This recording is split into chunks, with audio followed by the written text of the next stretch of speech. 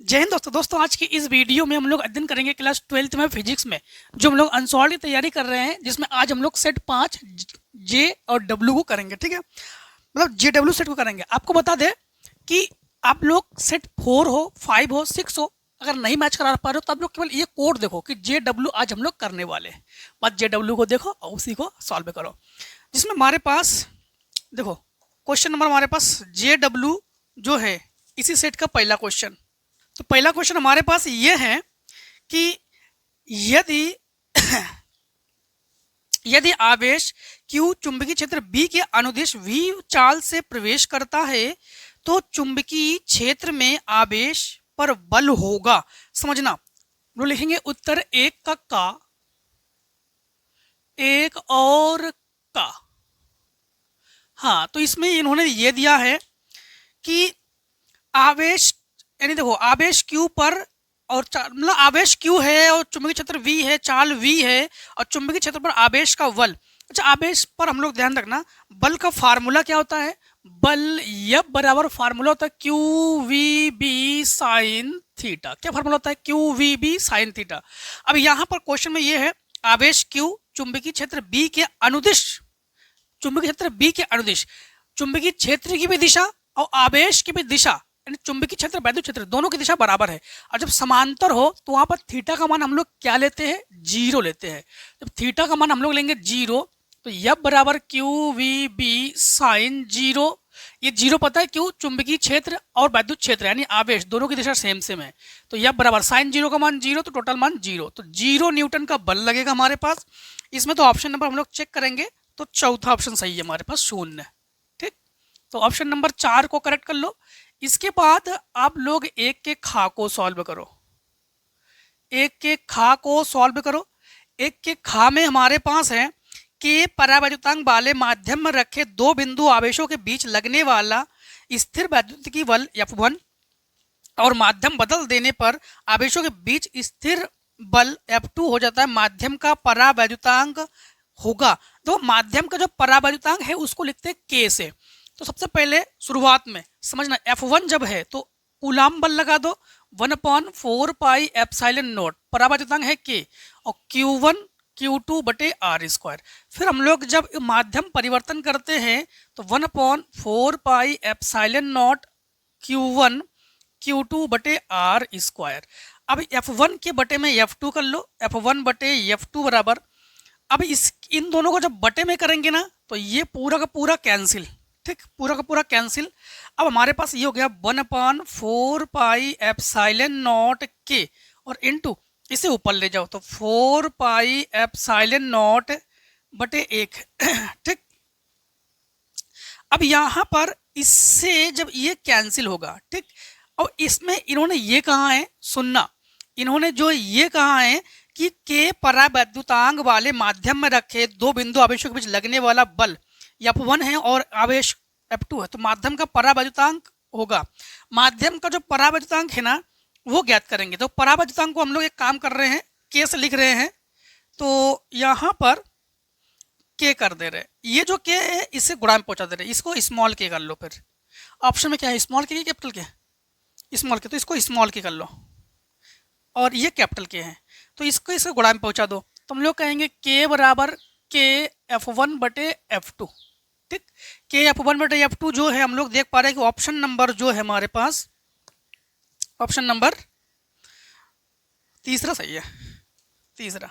अगर फिर भी अगर स्मॉल लेटर कैपिटल लेटर में समझ में ना आए तो डैश कर लो, डैश कर लो। ठीक, अब देखो आप लोग गा नंबर को तो करोगे उत्तर एक और गा, है ना। एक के गा में क्या है, गा में है 18 सेंटीमीटर फोकस दूरी का अवतल लेंस। तो फोकस दूरी F बराबर 18 सेंटीमीटर। ठीक है, इसके बाद दूरी उत्तल लेंस के संपर्क में रखा है। संयोजन की फोकस दूरी 18 सेंटीमीटर, अच्छा 12 सेंटीमीटर भी है हमारे पास, क्या है 12 सेंटीमीटर। तो एक काम करो, ये F1 और ये F2 अवतल में माइनस उत्तल में प्लस ले लो और संयोजन की फोकस दूरी F बराबर क्वेश्चन मार्क। तो यहाँ पर हम लोग संयोजन की फोकस दूरी का फार्मूला 1/F बराबर 1/F1 प्लस 1/F2 कर लेंगे। तो यहाँ पर 1/f बराबर 1/-18 और प्लस 1/12। तो 1/f बराबर एलसीएम लेंगे तो 12 दूनी 24, 12 तिया 36, यानी 36 एलसीएम है। 18 दूनी 36, 12 तिया 36, घटा लेंगे 1/36, अर्थात एफ बराबर हमारे पास 36 सेंटीमीटर। ऑप्शन नंबर देखो जरा हमारे पास, ऑप्शन नंबर पहला सही है। ऑप्शन नंबर देख पा रहे हम लोग, पहला ही सही है, 36 सेंटीमीटर। अब देखो हम लोग करेंगे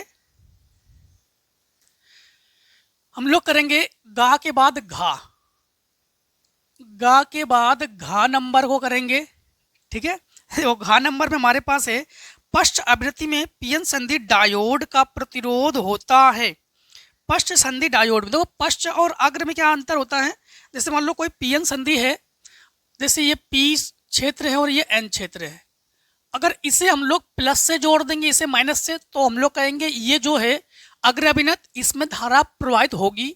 और इसी में अगर हम लोग यहाँ माइनस जोड़ देंगे और यहाँ प्लस जोड़ देंगे तो इसे कहते हैं उत्क्रम अभिनत यानी पश्च अभिनत, इसमें धारा प्रवाहित नहीं होगी, मतलब नगण्य धारा प्रवाहित होगी। इन्होंने क्या कहा, किसके बारे में कहा है, इन्होंने कहा है कि पश्च अभिनति में पीएन संधि डायोड का प्रतिरोध होगा, धारा प्रवाहित नहीं होगी, तो मतलब प्रतिरोध इसमें बहुत अधिक है। बहुत अधिक का मतलब है ऑप्शन नंबर हमारे पास शून्य, बिल्कुल नहीं, अनंत, शून्य एवं अनंत के बीच इनमें से कोई नहीं, तो अनंत करोगे, क्योंकि भाई पश्च अभिनत है, धारा बिल्कुल नहीं है, तो प्रतिरोध का मान बहुत अधिक है। अगर धारा कम हो तो प्रतिरोध अधिक होता है, अगर प्रतिरोध कम हो तो धारा बहुत अधिक होती है, ठीक है। तो यहाँ पर आप लोग अनंत कर लोगे, प्रतिरोध क्या होगा अनंत, धारा क्या होगी बहुत कम, नगण्य धारा, ठीक है। तो अनंत वाले को क्लियर कर लो यहाँ पर।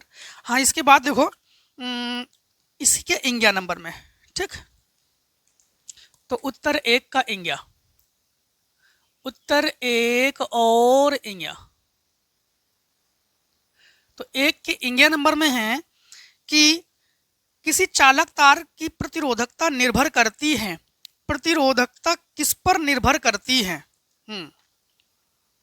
प्रतिरोधकता का फार्मूला तो जानते हो आप लोग। प्रतिरोधकता का फार्मूला क्या होता है, विशिष्ट प्रतिरोध रो बराबर RA/L, विशिष्ट प्रतिरोध, ये प्रतिरोध, ये क्षेत्रफल, ये। तो हम लोग देख पा रहे हैं पूरे के पूरे पदार्थ पर ये क्वेश्चन में क्या है, किसी चालक तार की प्रतिरोधकता निर्भर करती है। तार की प्रतिरोधकता किस पर, तार की लंबाई पर, तार के प्रतिरोध पर, तार के पदार्थ पर, तार की मोटाई पर। तो किस पर निर्भर करती है, तार के पदार्थ पर, तो हम लोग कहेंगे तार के पदार्थ पर। तार किस पर, पदार्थ पर। पदार्थ का मतलब क्या हुआ, हम लोग चेक नहीं करते हैं जब भी तार को खरीदने जाते हैं कि तार एल्युमिनियम का है, कि तार जो है कॉपर का है, कि चांदी का है, ये चेक करते हैं। तो भाई चांदी अगर हो तो उसकी चालकता बहुत अधिक है, ठीक है, और चांदी ना हो तो उससे कम चालकता कॉपर की है। तो हम लोग देख के खरीदते हैं तार को, मतलब किसकी चालकता कितनी अधिक है। तो चांदी नहीं खरीदते हैं क्योंकि बजट में नहीं है ना। तो हम लोग तार के पदार्थ पर इसके निर्भर करता हुआ। हाँ, तो इसके बाद है 4 नंबर इसके, तो उत्तर 1 का चा, उत्तर 1 और चा। 1 के 4 नंबर में क्वेश्चन में ये दिए गए हैं 1.5 वोल्ट विद्युत वाहक बल। तो विद्युत वाहक बल को लिखोगे ई से, ई बराबर 1.5 वोल्ट, ठीक है। इसके बाद है 1.9 ओम के बाह्य ओम से, हाँ मतलब प्रतिरोध है ये, तो आर बराबर 1.9, आर बराबर 1.9 ओम, ठीक है। हाँ, और जोड़ने पर प्रवाहित धारा 0.75 एम्पियर है। धारा आई बराबर 0.75 एम्पियर है, ठीक है। तो सेल का आंतरिक प्रतिरोध ज्ञात कीजिए। आंतरिक प्रतिरोध को लिखते हैं स्मॉल आर से, जो कि क्वेश्चन मार्क है। हम लोग फार्मूला लगा देंगे इसमें, आई बराबर, आई नहीं, हाँ आई है, आई बराबर फार्मूला होता है E/R + R, ठीक। तो आई के जगह रखेंगे 0.75, 0.75, ई की जगह रखेंगे हम लोग 1.5, आर के जगह रखेंगे हम लोग 1.9 + R। इन्हें गुणा में ले जाओ तो लिखेंगे 0.75 × 1.9 प्लस लिखेंगे हम लोग 0.75 और इंटू R बराबर 1.5। इन्हें इधर ले आओ तो 0.75 बराबर 1.5 माइनस, अब इनका गुणा कर लेते हैं, ठीक है। इनका जो है गुणा कर लेते हैं। तो 0.75 इंटू 1.9, 1.425, तो 1.425, ठीक। तो इसके साथ आर भी है, इसे नीचे ले आओ, तो जीरो नहीं, आर बराबर घटा लेंगे 1.5 से 1.4 ही घटा लो, ठीक है। या पूरे से अगर पूरा घटाना चाहो तो घटा सकते हो। 1.5 पे 0 0 ले लो और 1.425, 10 से 5, 9 से 7, ठीक। और ये 0 और ये 0.075, 0.075 और बटे 0.075, दशमलव हटाकर ऊपर 2 जीरो ले लो और दशमलव हटाकर नीचे 3 जीरो ले लो। 75 से 75 काटो और ये 2 जीरो ये काटो, 1/10 या 0.1, तो R बराबर 0.1 ओम, ठीक। तो आंतरिक प्रतिरोध जो क्या है 0.1 ओम। तो ऑप्शन चेक करोगे आप लोग तो ऑप्शन मिलेगा आपको 3rd नंबर, ठीक। इसके बाद देखो ये हमारे पास इसी में है कि प्रकाश वैद्युत प्रभाव के लिए आइंस्टीन का समीकरण लिखिए। प्रकाश वैद्युत प्रभाव के लिए आइंस्टीन का समीकरण, दूसरे का, ठीक। लिखेंगे उत्तर 2 और का। तो आइंस्टीन का प्रकाश वैद्युत समीकरण क्या है आप लोग जानते हो ना, ई के बराबर वही H nu minus H nu naught. E की जगह एक गतिज ऊर्जा है 1/2 mv² बराबर एच ले लेंगे कॉमन, तो न्यू माइनस न्यू नॉट, ठीक है। अब ई बराबर mc² मत लिख के आ जाना आप लोग, हाँ, वो द्रव्यमान के लिए हैं। हाँ, इसके बाद देखो ये प्रकाश वैद्युत प्रभाव के लिए। इसके बाद देखो इन्होंने क्वेश्चन में आगे ये कहा है द्रव्य तरंगों के लिए दी ब्रोगली का सूत्र लिखिए। द्रव्य तरंगों के लिए दी ब्रोगली का सूत्र, तो उत्तर 2 और खा। निगमित नहीं करोगे, केवल इन्होंने कहा है कि द्रव्य तरंगों के लिए, द्रव्य तरंग जानते हो, कोई भी गतिमान आवेश हो, कण हो, उसके साथ जो तरंग उत्पन्न हो उसे कहते हैं द्रव्य तरंगे या दी ब्रोगली तरंगे या डी ब्रोगली तरंगे। इसके लिए सूत्र इन्होंने कहा है, तो हम लोग सूत्र सिंपल तरीके से वही जो निगमन भी कर चुके थे कई वीडियो में, आपको बता चुके सेट 3 में या 2 में, लैम्डा बराबर h/p। कल के वीडियो में भी इसको प्रूव कर चुके थे, शायद चेक कर लेना एक बार। इसके बाद देखो एक समतल, चलो ये न्यूमेरिकल से इसको करवाते हैं, इतने को पहले स्क्रीनशॉट कर लो आप लोग।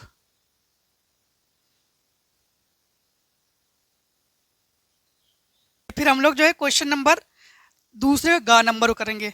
तो दूसरे का गा, तो 2 का जो गा नंबर है ना, गा नंबर में है एक समतल वैद्युत चुंबकीय तरंग के लिए वैद्युत क्षेत्र का समीकरण EZ बराबर 60 sine 500x plus 1.5 into 10⁻11 T volt प्रति मीटर। तरंग के शिखर मान, तरंग के चुंबकीय क्षेत्र का समीकरण ज्ञात कीजिए। चुंबकीय क्षेत्र का समीकरण हम लोग जो है इसमें ज्ञात करेंगे। अब समझना चुंबकीय क्षेत्र का समीकरण, तो सबसे पहली बात तो है यहां पर हम लोग तुलना कर लेंगे। E बराबर E0 sine omega T plus kx से हम लोग कर लेंगे तुलना। जब इससे हम लोग तुलना करेंगे, ठीक, तो हमारे पास E0 क्या है, E0 बराबर हमारे पास है 60, ठीक, वोल्ट प्रति मीटर। और इसके बाद ओमेगा से ओमेगा मतलब टी से तुलना, ओमेगा बराबर हमारे पास क्या है 1.5 इंटू 10⁻11, ठीक है।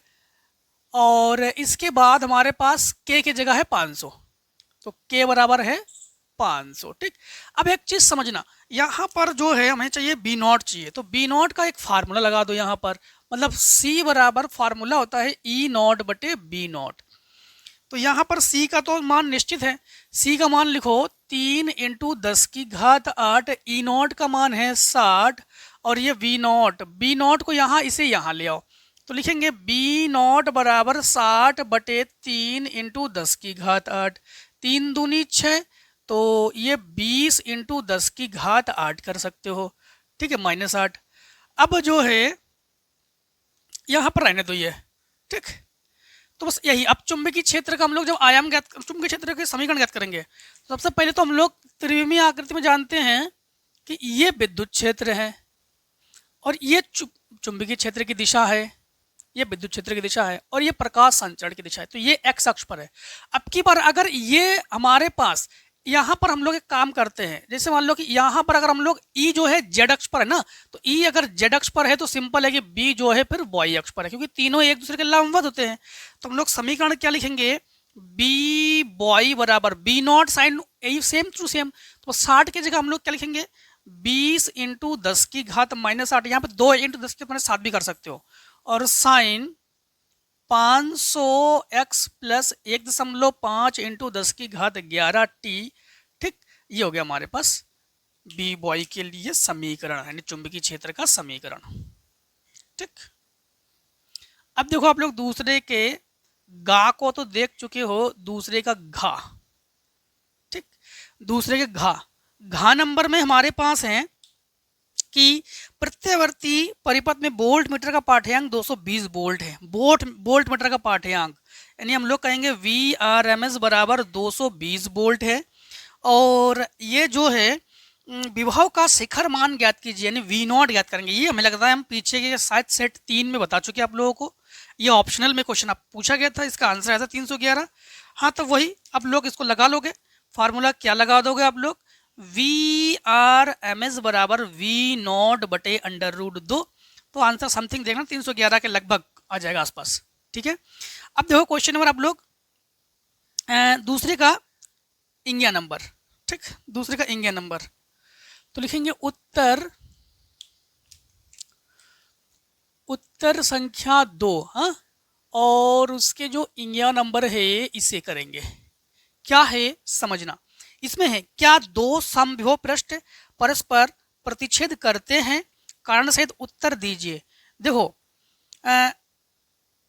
दो समविभव पृष्ठ किसे कहते हैं, जैसे मान लो कि कोई एक ये कोई पृष्ठ है और इस पृष्ठ पर प्रत्येक बिंदु पर आवेश का मान बराबर है, समान है। जब आवेश का मान समान है तो विभव का मान भी बराबर होंगे। तो कोई पृष्ठ हो, उस पृष्ठ पर आवेश एक समान रूप से वितरित हो और विभव का मान बराबर हो, तो उसे हम लोग कहते हैं समविभव पृष्ठ। इन्होंने कहा है कि समविभव पृष्ठ प्रतिच्छेद करते हैं, तो दो समविभव पृष्ठ एक दूसरे को प्रतिच्छेद कर रही हूं, इन्होंने ये कहा है, ठीक है। और इस पर भी ये दो एक दूसरे पर क्या कर रहे हैं, प्रतिच्छेद कर रहे हैं। तो इसमें टोटल कितने, जब भी विभव दो समविभव पृष्ठ प्रतिच्छेद करेंगे तो इसमें कितने विभव बन जाएंगे, दो विभव बन जाएंगे। और दो विभव का बनना पॉसिबल नहीं है। समविभव मतलब एक ही विभव हो और वो विभव स्थिर हो, समान हो, प्रत्येक बिंदु पर विभव का मान समान हो, ठीक है। फिर से एक बार, जैसे मान लो विभव चेक करते हैं दो आवेशों के बीच, तो इन दोनों आवेशों के बीच विभव चेक करेंगे, इन दोनों आवेशों के बीच विभव चेक करेंगे, तो ये हर एक बिंदु पर विभव समान होने चाहिए। अब किंतु दो समविभव पृष्ठ अगर प्रतिच्छेद करेंगे तो इस यहाँ पर ये काटेंगे ना, और काटने पर इसके विभव हो जाएंगे दो, जो कि संभव नहीं है, विभव होना चाहिए एक। इसीलिए दो समविभव पृष्ठ एक दूसरे को कभी भी नहीं काटेंगे। तो हम लोग कहेंगे प्रतिच्छेद, क्या क्वेश्चन में क्या है, क्या दो समविभव पृष्ठ प्रतिच्छेद करते हैं, तो आंसर में लिख देना नहीं, दो समविभव पृष्ठ एक दूसरे को प्रतिच्छेद नहीं करते हैं। क्यों नहीं करते हैं, ऐसा करेंगे तो दो विभव का होना संभव नहीं है, ठीक है। तो हम लोग कहेंगे क्योंकि केवल एक विभव होना चाहिए, क्योंकि केवल एक विभव होना चाहिए, ठीक। हाँ, अब देखो दूसरे के 4 नंबर भी है क्या, हाँ 4 नंबर भी है, ठीक। दूसरे का 4, तो लिखेंगे उत्तर 2 और 4। दूसरे का 4 नंबर में है नाभिकीय रिएक्टर किस सिद्धांत पर कार्य करता है। तो नाभिकीय रिएक्टर जो है नाभिकीय अभिक्रिया के जो श्रृंखला है उस पर काम करता है, ये उस सिद्धांत पर। तो हम लोग कहेंगे नाभिकीय रिएक्टर नाभिकीय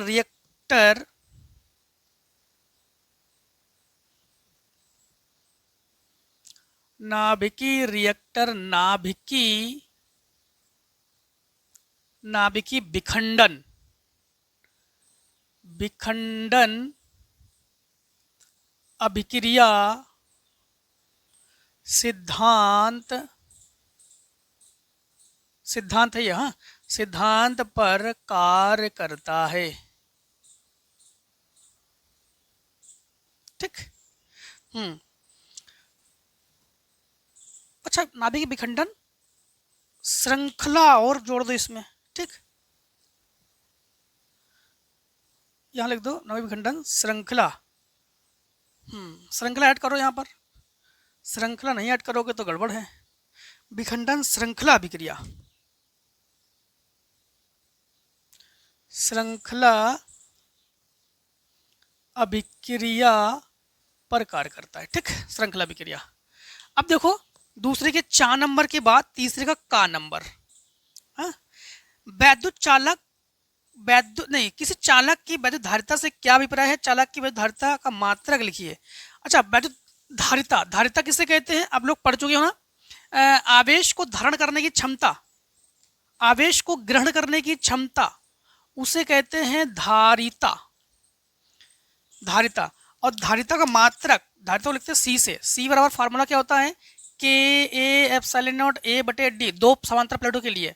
और मात्रक क्या होता है? या क्यू बटे, या सिंपल तरीके से क्यू बटे वी। ठीक, तो इसके दो मात्रक, एक तो कूलाम, ठीक, क्या कहते हैं, कूलाम प्रति वोल्ट या फैरड। तो मात्रक क्या हो जाएंगे? कूलाम प्रति वोल्ट या फैरड। ठीक है, इससे ना बनाओ, इससे बना लो। और आवेश को ग्रहण करने की क्षमता, उसे कहते हैं धारिता। इसके बाद देखो तीसरे का खा नंबर। खा नंबर में है कि लॉरेंज बल के लिए समीकरण लिखिए। एक ही स्थान पर लगाए गए 5 × 10⁴ वोल्ट प्रति मीटर के विद्युत क्षेत्र और ये चुंबकीय क्षेत्र बिना विचलित हुए गुजर जाता है। इलेक्ट्रॉन के वेग की गणना कीजिए। तीसरे का खा नंबर। चलो यहीं से करते हैं। तो लिखते हैं उत्तर 3 और खा। सबसे पहले उन्होंने कहा लॉरेंज बल के लिए, यही तो कहा है कि लॉरेंज बल के लिए आप लोग समीकरण लिखिए। लॉरेंज बल के लिए, तो लॉरेंज बल के लिए समीकरण क्या लिखेंगे हम लोग? लॉरेंज बल, जिसको लिखेंगे हम लोग एफ से। तो एफ बराबर वही क्यू वी वी, लेकिन उससे थोड़ा बनाते हैं यहाँ पर। तो एफ बराबर क्यू और ई वैद्युत क्षेत्र और plus V into B cross B कर लेंगे। ठीक, अब देखो इन्होंने और भी कुछ कहा है क्या इसमें? और भी कहा है कि एक ही स्थान पर, अच्छा E बराबर 5 × 10⁴ वोल्ट प्रति मीटर हमारे पास दिया गया है। तो लिखेंगे E बराबर 5 × 10⁴ वोल्ट प्रति मीटर और B भी है हमारे पास। B क्या है? B है हमारे पास 5 × 10⁻² वेबर प्रति मीटर स्क्वायर। 5 × 10⁻² वेबर प्रति मीटर स्क्वायर। इसके बाद इन्होंने कहा है कि इलेक्ट्रॉन बिना विचलित हुए गुजर जाता है। इलेक्ट्रॉन के वेग की गणना कीजिए। वेग, तो इलेक्ट्रॉन के वेग की गणना कीजिए। तो वही C बराबर हम लोग लगाते थे फार्मूला, सेम वही फार्मूला है ये, बस वेग की जगह C की जगह आपकी बार V लिया गया है। तो V बराबर E बटे B लगा देंगे। तो V बराबर हम लोग E का मान 5 × 10⁴ और ये 5 × 10⁻²। तो इसे ऊपर ले जाओ तो V बराबर 10⁶ मीटर प्रति सेकेंड। ठीक, मीटर प्रति सेकेंड। अब देखो तीसरे का खा भी देख चुके हो। तीसरे का गा नंबर देखो। तीसरे का जो गा नंबर है, तीसरे गा नंबर है कि नाभिकीय बंधन ऊर्जा का अर्थ समझाइए। तो नाभिकीय बंधन ऊर्जा क्या अर्थ है? जो नाभिक में न्यूक्लियन होते हैं ना, न्यूक्लियनों को अलग अलग करने के लिए जो ऊर्जा, न्यूनतम ऊर्जा की आवश्यकता होती है, उसे क्या कहते हैं? नाभिकीय बंधन ऊर्जा कहते हैं। इसके बाद इसी में इन्होंने कुछ ऐड किया है। ठीक, ऐड किया है कि नाभिक की बंधन ऊर्जा प्रति न्यूक्लियन का द्रव्यमान संख्या पर निर्भरता लिखिए। अच्छा, नाभिक की जो बंधन ऊर्जा प्रति न्यूक्लियन, देखो हम लोग जब ग्राफ को पढ़ रहे थे, आप लोगों को याद अगर नहीं है तो बता रहे हैं, याद है तो कोई दिक्कत नहीं। अगर ग्राफ पढ़ रहे थे तो हम लोग देख पाते हैं कि जो 56 द्रव्यमान संख्या है, 56 द्रव्यमान संख्या जो है, जैसे 56 पे हम लोग गए थे तो उसके निकट जो द्रव्यमान वाले नाभिकों की जो बंधन ऊर्जा है वो सबसे अधिक होती है। जैसे 56 वाले पहुंचते हैं तो उसके 5 जो भी नाभिक होते हैं उसकी बंधन ऊर्जा सबसे अधिक हो जाती है, ठीक है। और इससे कम तथा अधिक द्रव्यमान संख्या वाले की जो बंधन ऊर्जा है वो कम हो जाती है। मतलब आपको ग्राफ अगर वक्र याद नहीं है, जैसे आप लोग देख पा रहे थे ना जब वक्र पढ़ा रहे थे हम इस प्रकार से, यूं जाने के बाद यूं धीरे ऐसे एकदम से, तो जैसे 56 में पहुंचते हैं तो 56 के 5 जाने के बाद 56 के जैसे 5 जाते हैं तो उसके आसपास जो भी नाभिक है उसकी बंधन ऊर्जा अधिक हो जाती थी, है कि नहीं। और इसके बाद जो उसके नीचे है उसकी बंधन ऊर्जा कम हो जाती है। यही है इन्होंने जो क्वेश्चन में दिया गया हमारे पास कि नाभिक की बंधन ऊर्जा प्रति न्यूक्लियन द्रव्यमान संख्या पर निर्भरता लिखी है, ठीक। तो फिर से एक बार समझना कि जो 56 द्रव्यमान है उसके पास जो भी नाभिक है और जो भी नाभिक है और उसकी जो बंधन ऊर्जा है वो सबसे अधिक होती है, ठीक। उसकी बंधन ऊर्जा सबसे अधिक होती है। और इससे कम तथा अधिक द्रव्यमान वाले तत्वों की जो बंधन ऊर्जा है इससे कम, हाँ, अधिक तथा कम द्रव्यमान वाले तत्वों की जो बंधन ऊर्जा है वो सबसे कम होती है। फिर से एक बार, 56 जो परमाणु क्रमांक है इसके पास जो भी नाभिक है उसकी बंधन ऊर्जा अधिक होती है। इससे कम द्रव्यमान वाले या इससे अधिक द्रव्यमान वाले, अधिक का मतलब जान तो इधर भी तो जाओगे, इधर जाओगे फिर से घटेगी ना, इधर जाओगे फिर से घटेगी, तो इससे कम या इससे अधिक द्रव्यमान वाले तत्वों की बंधन ऊर्जा कम होती है, ठीक। कोई जल्दी नहीं है। फिर से एक बार, ये भाई साहब अपनी जगह पर है 56, इसके आसपास तक जो भी तत्व है ना इनकी बंधन ऊर्जा बहुत अधिक होती है। और इससे अधिक द्रव्यमान वाले, इससे कम द्रव्यमान वाले तत्वों की बंधन ऊर्जा कम होती है। क्लियर।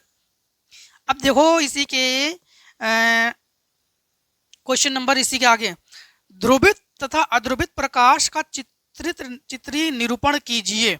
ध्रुवण प्रकाश और अध्रुवण प्रकाश बहुत मस्त तरीके से आपको पढ़ा चुके, ध्रुवित प्रकाश अध्रुवित प्रकाश, और कई बार पढ़ा चुके हो, हर सेट में ये पूछा भी जा रहा है, आपको शायद याद हो। तो ध्रुवित प्रकाश और अध्रुवित प्रकाश, ठीक है। इसके बाद ध्रुवित प्रकाश किसे कहते हैं, जैसे कोई माध्यम हो उसमें प्रकाश के जो कण होते हैं ना, कण क्या करते हैं, कंपन की दिशा में सीमित हो जाते हैं। प्रकाश की जो तरंगे होती है, कोई एक माध्यम के लिए जो प्रकाश की तरंगे होती है वो जिस माध्यम में कंपन करते हैं वो एक ही माध्यम के लिए सीमित हो जाते हैं और इसे ही ध्रुवित प्रकाश कहते हैं, ठीक।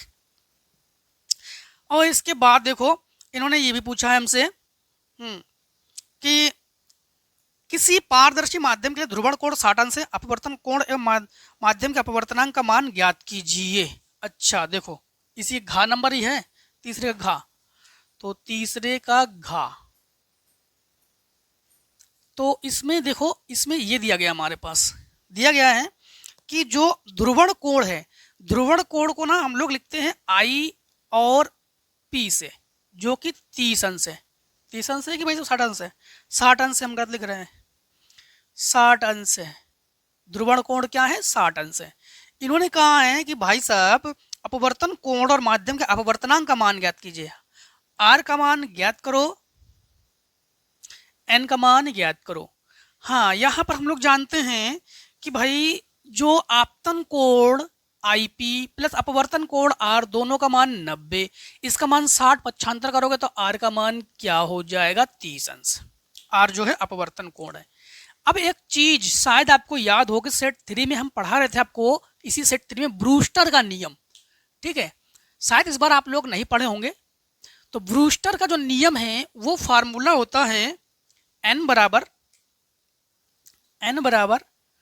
10 IP, ठीक, सेट 3 में पढ़ा चुके आपको। और यहाँ पर I का मान हमारे पास है, IP का मान है 60, 10 60 का मान √3, तो N बराबर हम लोग कहेंगे √3। तो दोनों चीज हम लोग ज्ञात कर चुके हैं, ठीक, दोनों चीज हम लोग ज्ञात कर चुके हैं। और कुछ कहा इन्होंने कहा है कि क्वेश्चन 3 तो खत्म, क्वेश्चन 4। चलो पहले इतने को स्क्रीनशॉट करो, फिर 4 की ओर आगे बढ़ते हैं।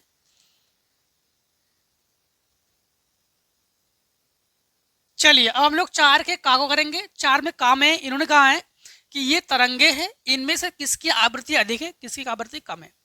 सबसे पहले देखो तरंगों के क्रम आपको बता दे, तो तरंगों का जो क्रम है, क्रम कुछ इस प्रकार है। सबसे पहले हम लोग तरंग को लेते हैं रेडियो तरंग को, इसके बाद लेते हैं हम लोग सूक्ष्म तरंग को, इसके बाद हम लोग लेते हैं अवरक्त तरंग को, इसके बाद हम लोग दृश्य प्रकाश को, इसके बाद यक्ष किरणों को लेते हैं, इसके बाद 1 2 3 4 5, रुक जाओ कुछ छूटा क्या, एक्स किरण नहीं, परावग्नि आ गया उसके बाद, परावग्नि, ठीक, परावग्नि, इसके बाद यक्ष किरण, इसके बाद गामा किरण, ठीक। तो सबसे देखो सबसे अधिक तरंग दैर्घ्य जो है वो रेडियो तरंग की है और सबसे कम तरंग दैर्घ्य गामा किरण की है। सबसे अधिक आवृत्ति गामा किरणों की है और सबसे कम आवृत्ति रेडियो तरंग की है।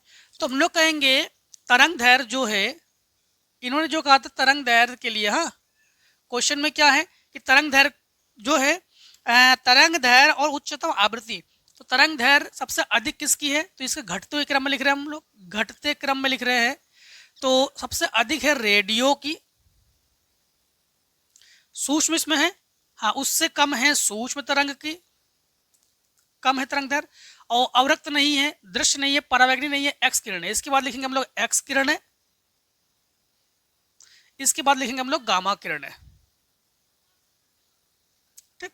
और सेम वही अगर हम लोग आवृत्ति की बात करें, किसकी बात करें, आवृत्ति, तो आवृत्ति को भी आप लोग जो है किस क्रम में लिखो, घटते हुए क्रम में लिखो। तो घटते हुए क्रम में जब अगर लिखेंगे हम लोग, तो सबसे अधिक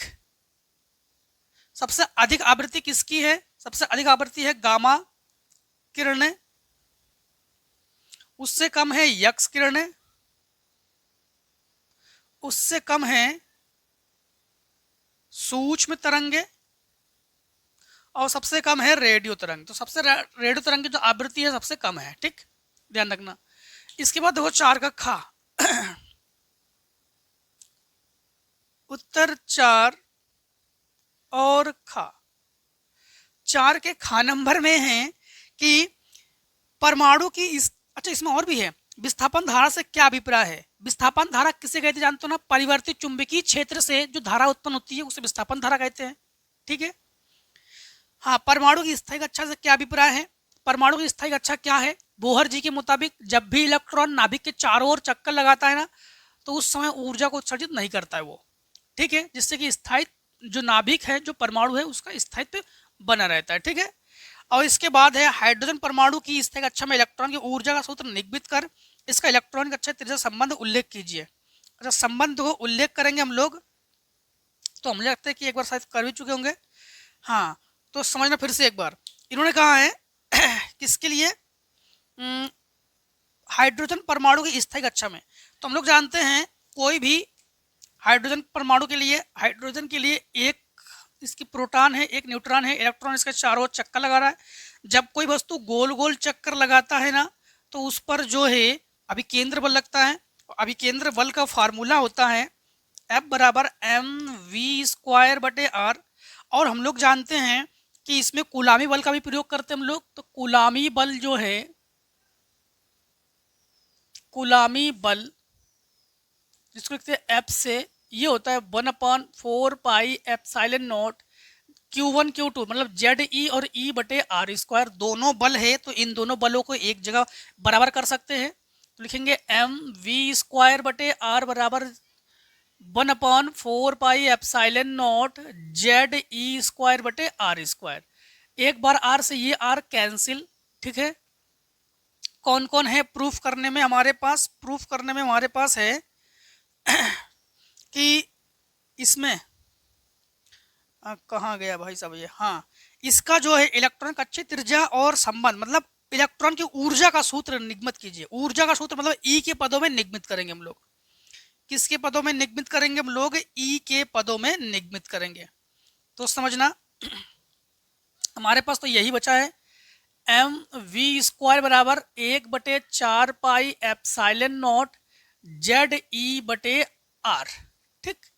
अब ऊर्जा के लिए हम लोग क्या करेंगे, ऊर्जा को ई से लिखो, तो ऊर्जा का फार्मूला, गतिज ऊर्जा का फार्मूला, तो गतिज ऊर्जा चाहो के से लिखो चाहे ई के से लिखो, बराबर 1/2 mv² होता है ना। तो यहाँ पर लिखेंगे ई के जगह लिखेंगे हम लोग एम 1/2 और एम बी स्क्वायर लिखेंगे। एम वी स्क्वायर ये ई के बराबर है। तो रुक जाओ, एम वी स्क्वायर का मान रख दो, एम बी स्क्वायर का मान रख दो। यहाँ पर एम बी स्क्वायर का मान क्या है, ये पूरे मान को रखो 1/4 जेड ई स्क्वायर बटे आर। ठीक, तो 4 दूनी 8 कर दो। तो अब ये देखो ये नियतांक है, ठीक है। तो अच्छा व्युत्क्रम क्या कहा इन्होंने, व्युत्क्रम वगैरह है क्या? इन्होंने कहा है कि ऊर्जा का निगमित कीजिए, इसका इलेक्ट्रॉन कक्षित त्रिज्या संबंध का उल्लेख कीजिए। इलेक्ट्रॉन की कक्षित त्रिज्या से संबंध का उल्लेख कीजिए। तो कक्षित त्रिज्या जो है हमारे पास आर है।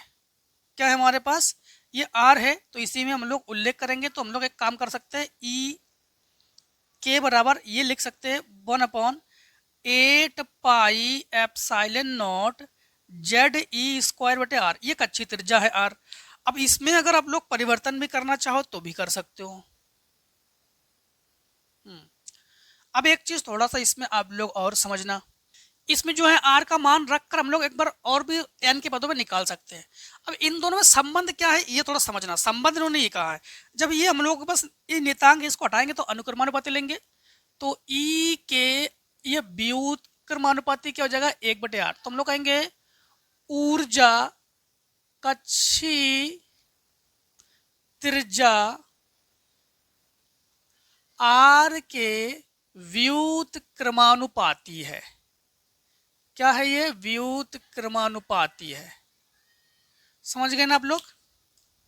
जब भी हम लोग नियतांक को हटाते हैं तो अनुक्रमानुपाती या व्युत्क्रमानुपाती लेते हैं। अब देखो 4 के गा नंबर में चुंबकीय द्विध्रुव को परिभाषित कीजिए। चुंबकीय द्विध्रुव को परिभाषित कीजिए और चुंबकीय क्षेत्र में चुंबकीय द्विध्रुव पर लगने वाले बल आघूर्ण का व्यंजक प्राप्त कीजिए। 4 का गा, देखो उत्तर लिखेंगे 4 और गा। ठीक, देखो समझना, चुंबकीय आघूर्ण नहीं, क्या कहा उन्होंने कि चुंबकीय द्विध्रुव को परिभाषित कीजिए। ठीक, चुंबकीय द्विध्रुव किसे कहते हैं, समान परिमाण के दो, जैसे M1 और M2। M1 चुंबकीय द्विध्रुव आघूर्ण ही तो कहा उन्होंने, हाँ चुंबकीय द्विध्रुव आघूर्ण को। अब ध्यान रखना,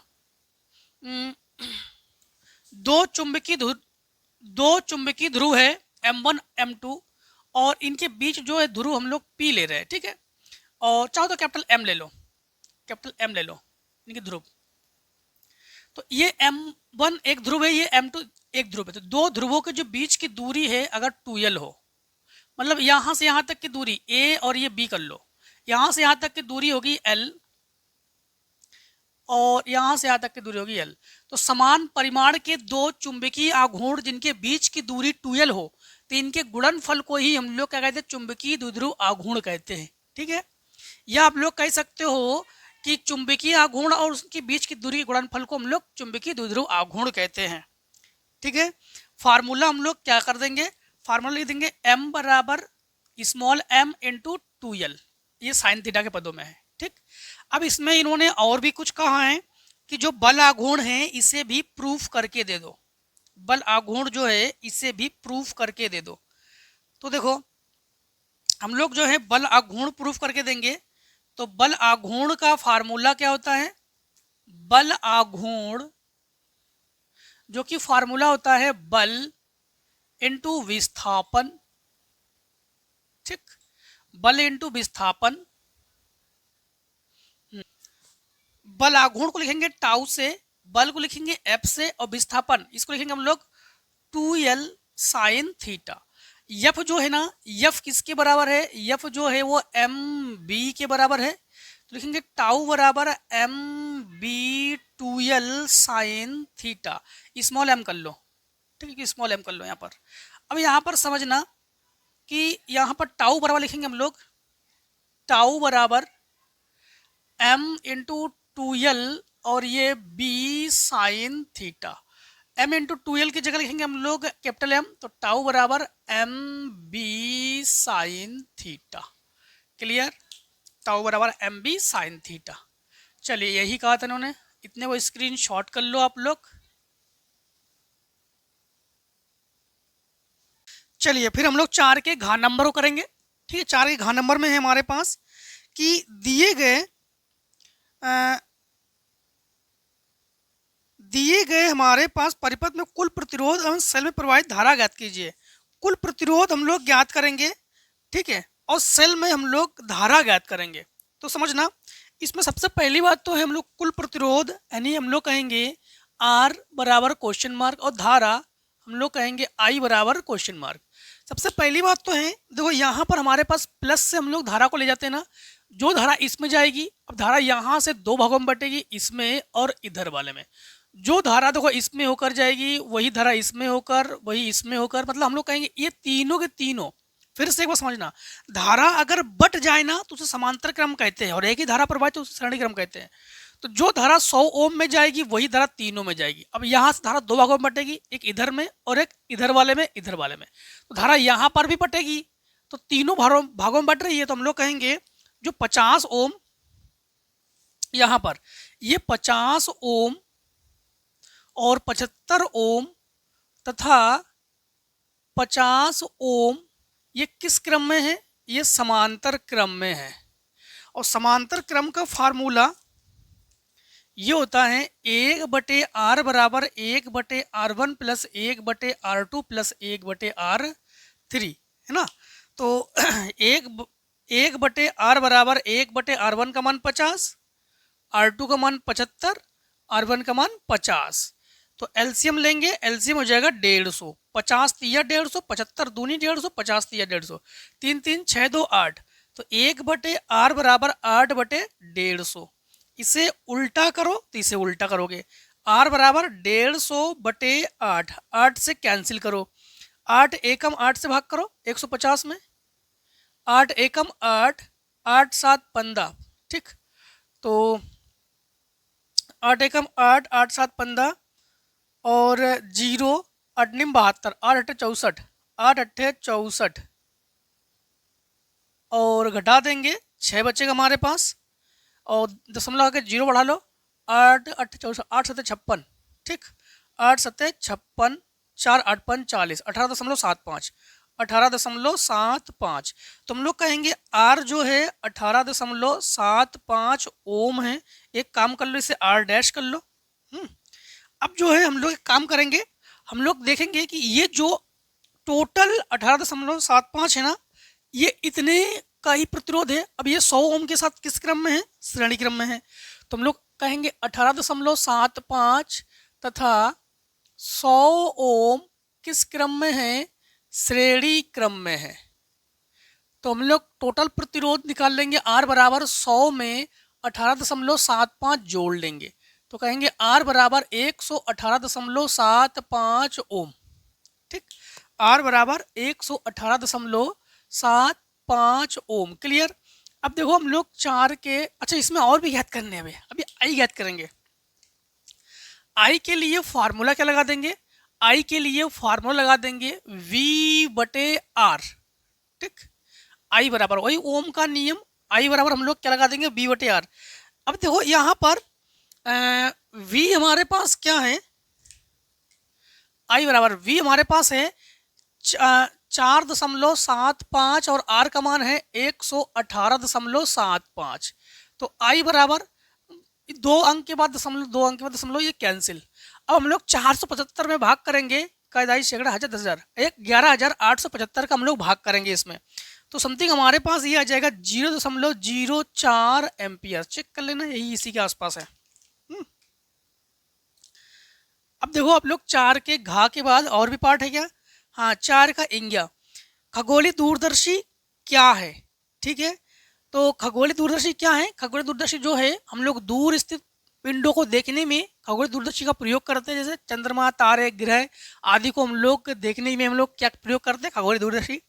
खगोलीय दूरदर्शी किरण आरेख बनाइए जबकि अंतिम प्रतिबिंब अनंत पर हो, ठीक।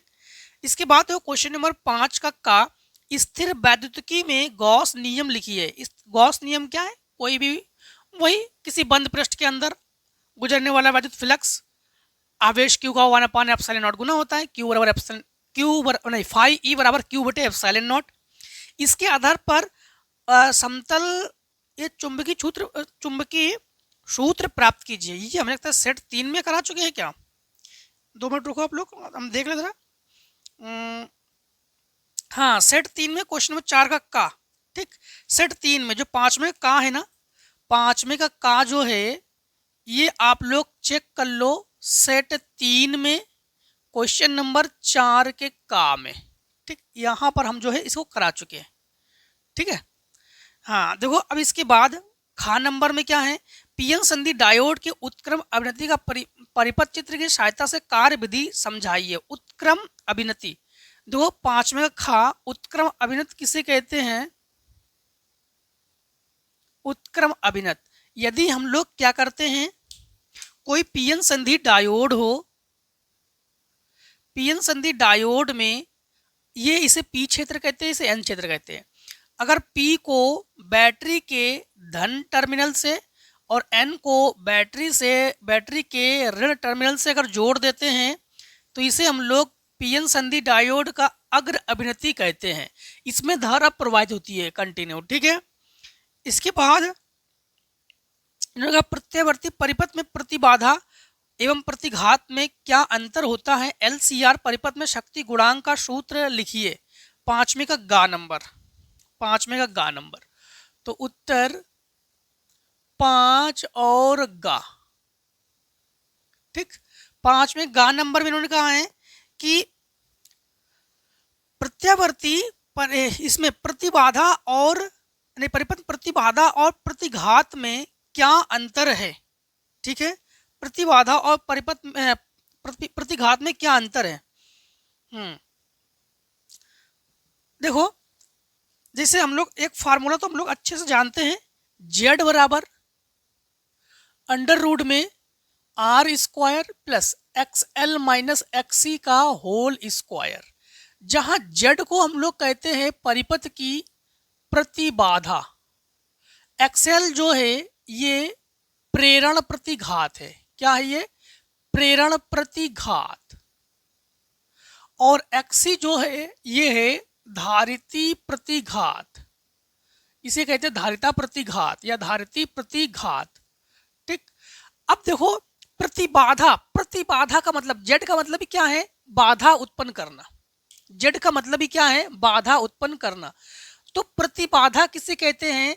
यदि LCR परिपथ हो और उसमें हमेशा चाहे XL हो चाहे XC हो, उसके लिए अगर अवरोधक Z हो, अवरोधक का मतलब क्या होता है? बाधा। अवरोधक Z हो तो उसे हम लोग कहते हैं प्रतिबाधा। इन्होंने क्वेश्चन में जो कहा है कि इन दोनों में, अच्छा, प्रतिबाधा प्रतिघात में इन्होंने ये नहीं कहा कि प्रेरण प्रतिघात या धारिता प्रतिघात क्या है, ठीक है। तो हम लोग कहेंगे कि प्रत्यावर्ती धारा के प्रवाह में प्रेरकत्व प्रतिरोधक अथवा संधारित्र पर, ध्यान रखना कि LCR परिपथ में प्रेरण प्रतिघात और धारिती प्रतिघात पर जो अवरोधक लगा दिया जाए तो उसे परिपथ की प्रतिबाधा कहते हैं। फिर से एक बार, LCR परिपथ में प्रेरण प्रतिघात और धारिती प्रतिघात पर अगर अवरोधक लगा दिया जाए, बाधा डाल दिया जाए, तो उसे परिपथ की प्रतिबाधा कहते हैं, ठीक है। हाँ, और फिर वही उल्टा नियम का हो गया आप लोग, और इन दोनों पर जो बाधा डाल दे उसे प्रतिबाधा कहेंगे, और जो प्रतिबाधा पर अवरोधक डाल दे उसे XL और XC कहेंगे। नहीं समझ में आया? फिर से एक बार समझो। LCR परिपथ है, LCR परिपथ में अगर XL और XC पर अवरोधक डाल दिया जाए तो उसे प्रतिबाधा कहते हैं, और अगर प्रतिबाधा पर अवरोधक डाल दिया जाए तो उसे XL XC मतलब प्रतिघात कहते हैं, ठीक। तो इस पर अवरोधक डालने वाले ये दोनों हैं, इन दोनों पर अवरोधक डालने वाले ये हैं, ठीक। हाँ, इसके बाद देखो, अच्छा, शक्ति गुणांक का फार्मूला पूछा इन्होंने, तो शक्ति गुणांक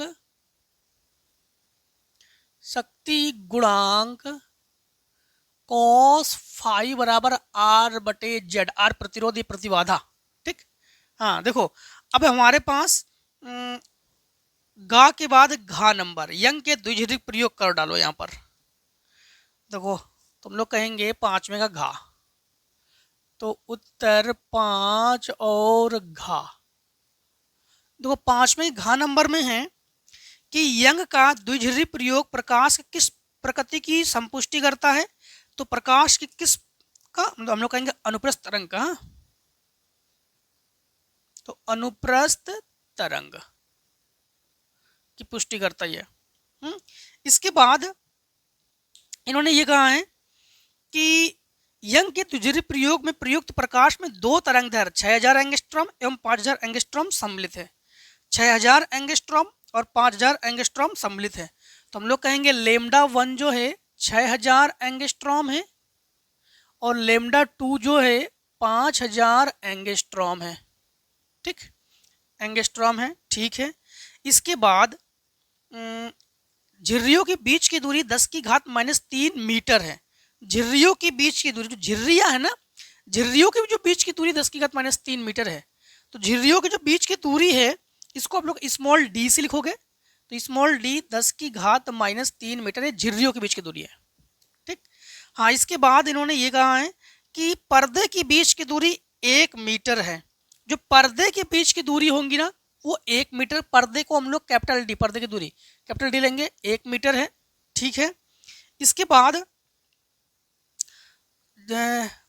तृतीय केंद्रीय उच्चिष्ट से न्यूनतम दूरी, तृतीय केंद्रीय उच्चिष्ट से न्यूनतम दूरी ज्ञात कीजिए जहां दोनों तरंगों के कारण दीप्त फ्रिंजे संपाती होती है। दीप्त फ्रिंजे क्या होती है?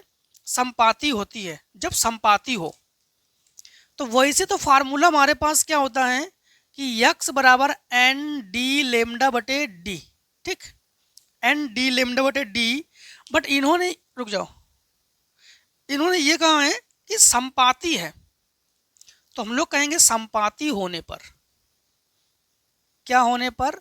संपाती होने पर। अब एक काम करो, इसे x को x1 कर लो। तो x1 बराबर x2 कर लो। x1 की जगह ये फार्मूला लगा देंगे हम लोग। तो n1 डी, डी एक ही है ना, डी लेमडा 1 बटे डी, और n2 डी लेमडा 2 बटे डी। डी से डी कैंसिल कर लो। कैपिटल डी भी हमारे पास एक ही है कि और भी है? कैपिटल डी का मान, हाँ, कैपिटल डी का मान हमारे पास एक ही है, एक। ठीक,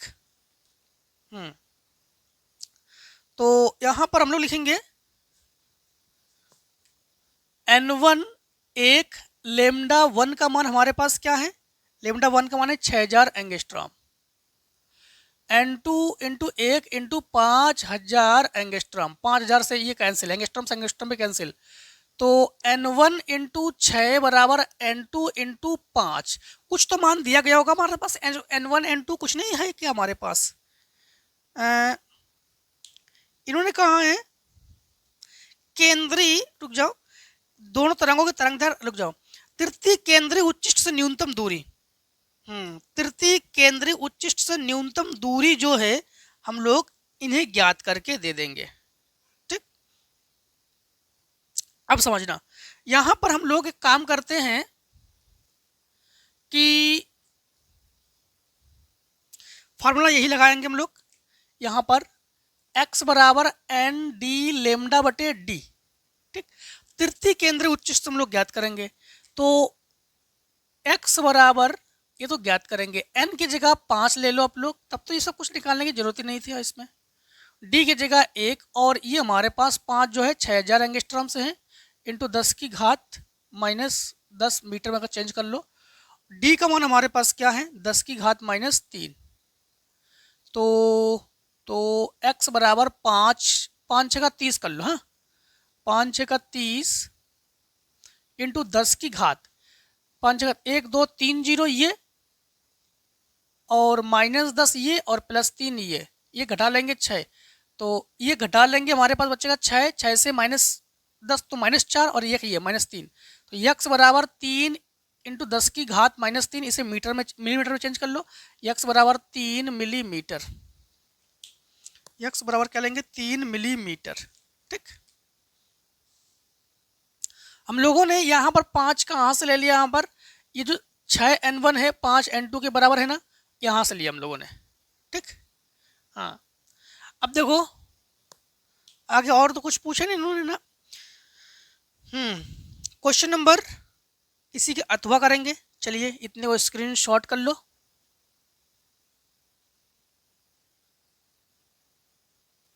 चलिए फिर हम लोग करते हैं अब क्वेश्चन नंबर 5 में का अथवा, इसी का घा का अथवा। ठीक, 5 में घा का अथवा, तो करेंगे उत्तर 5 और घा और अथवा।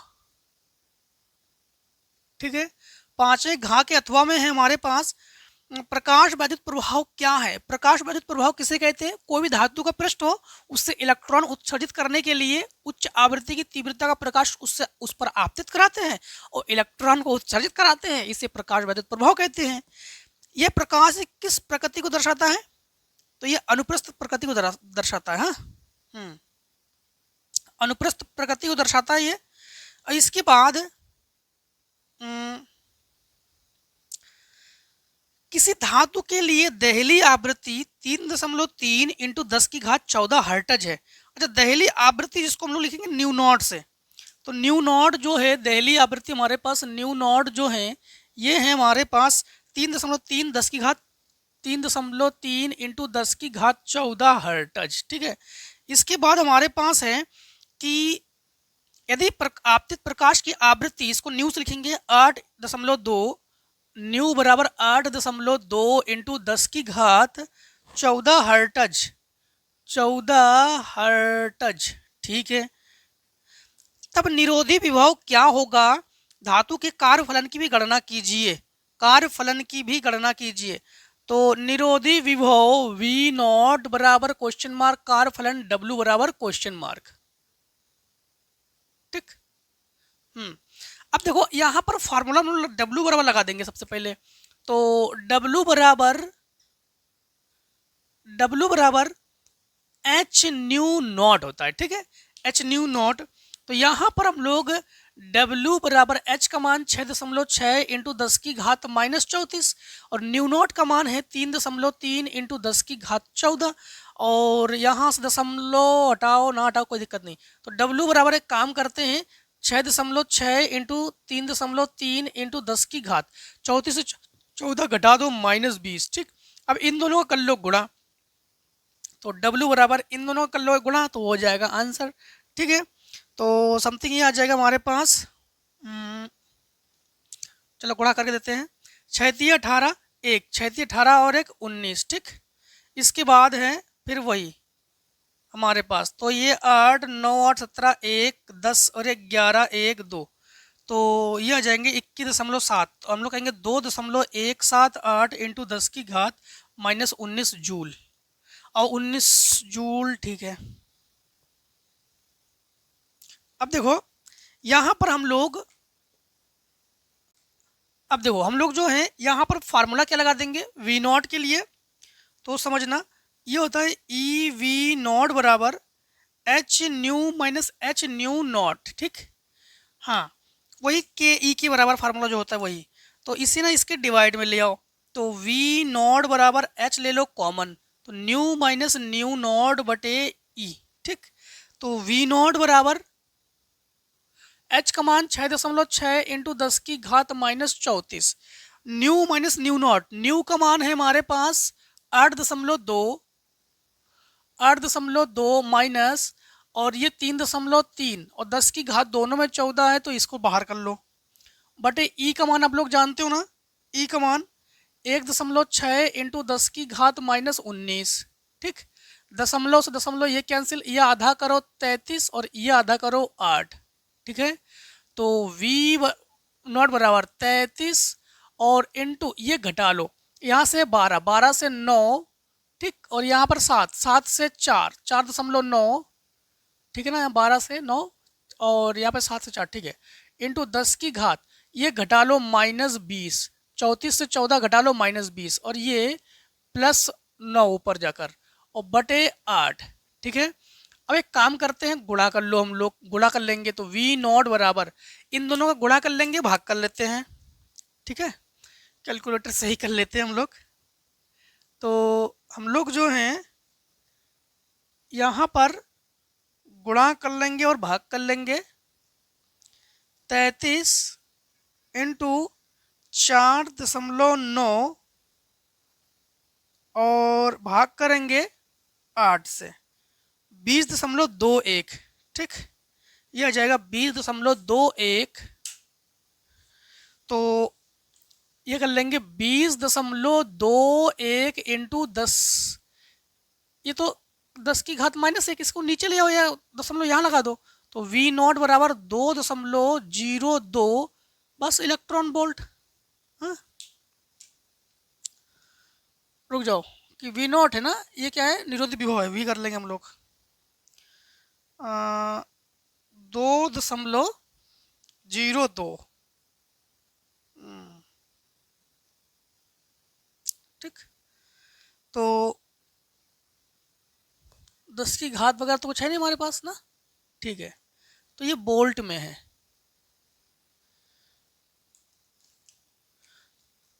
बोल्ट में है। ठीक है,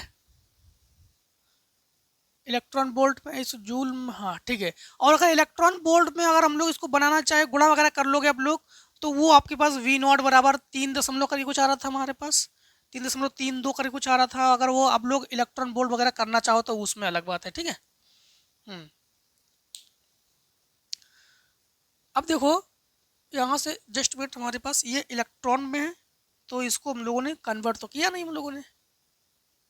ठीक, अब देखो हम लोग करेंगे 5वें का घा के बाद हम लोग करेंगे 5वें का इंगिया नंबर।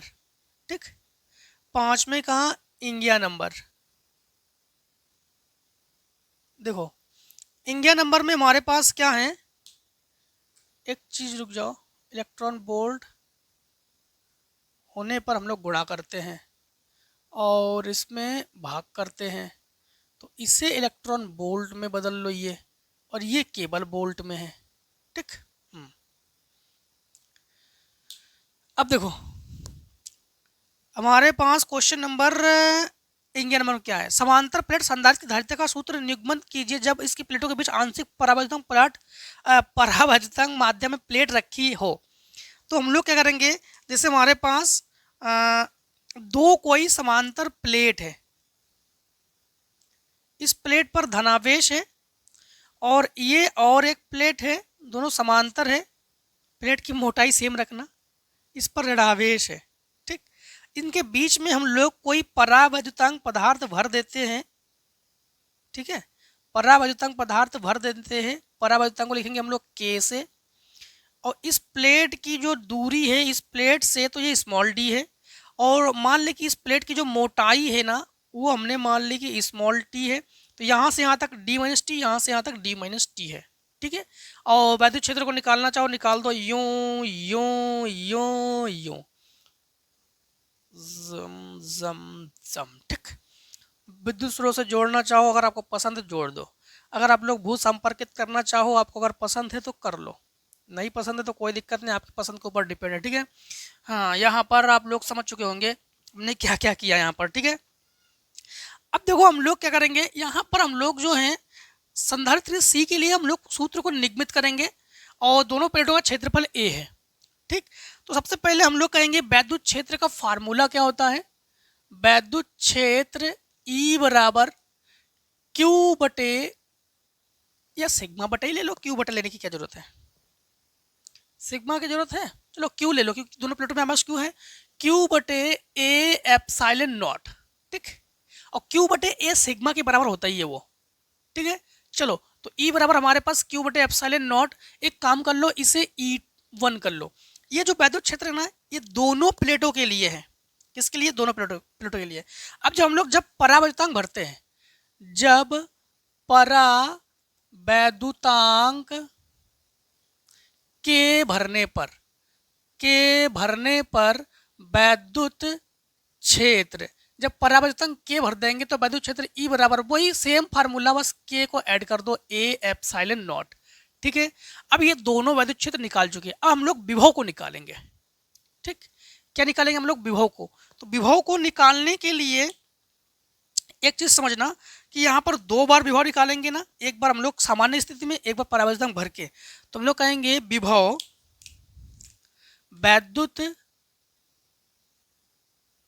विभव V बराबर, अब V1 प्लस V2 कर लेते हैं, V1 प्लस V2। अब B जो है ना आपको बता देते हैं कि E बराबर फार्मूला होता है V अपॉन डी, ठीक। तो हम लोग कहेंगे V बराबर E इंटू डी।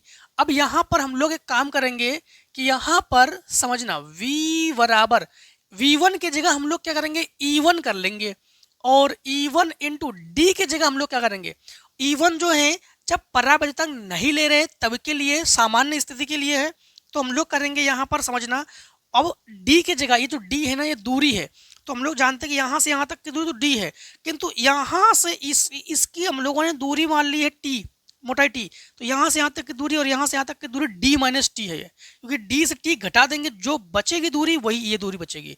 तो हम लोग कहेंगे E1 जो है डी माइनस टी है, प्लस, रुक जाओ एक मिनट, उन्होंने कहा है कि आंशिक परावर्तन, हाँ ठीक है हम लोग सही कर रहे हैं, आंशिक परावर्तन ही भरेंगे।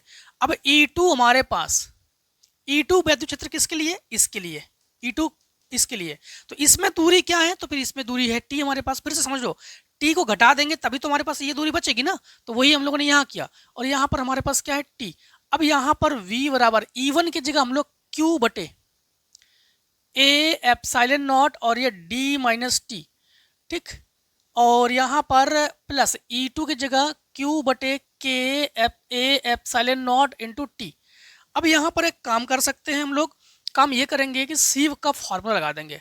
तो C बराबर फार्मूला होता है Q बटे V, यानी हम लोग कहेंगे कि V बराबर Q बटे C, तो V की जगह Q बटे C रख दो, तो यहाँ पर रख दो Q बटे C।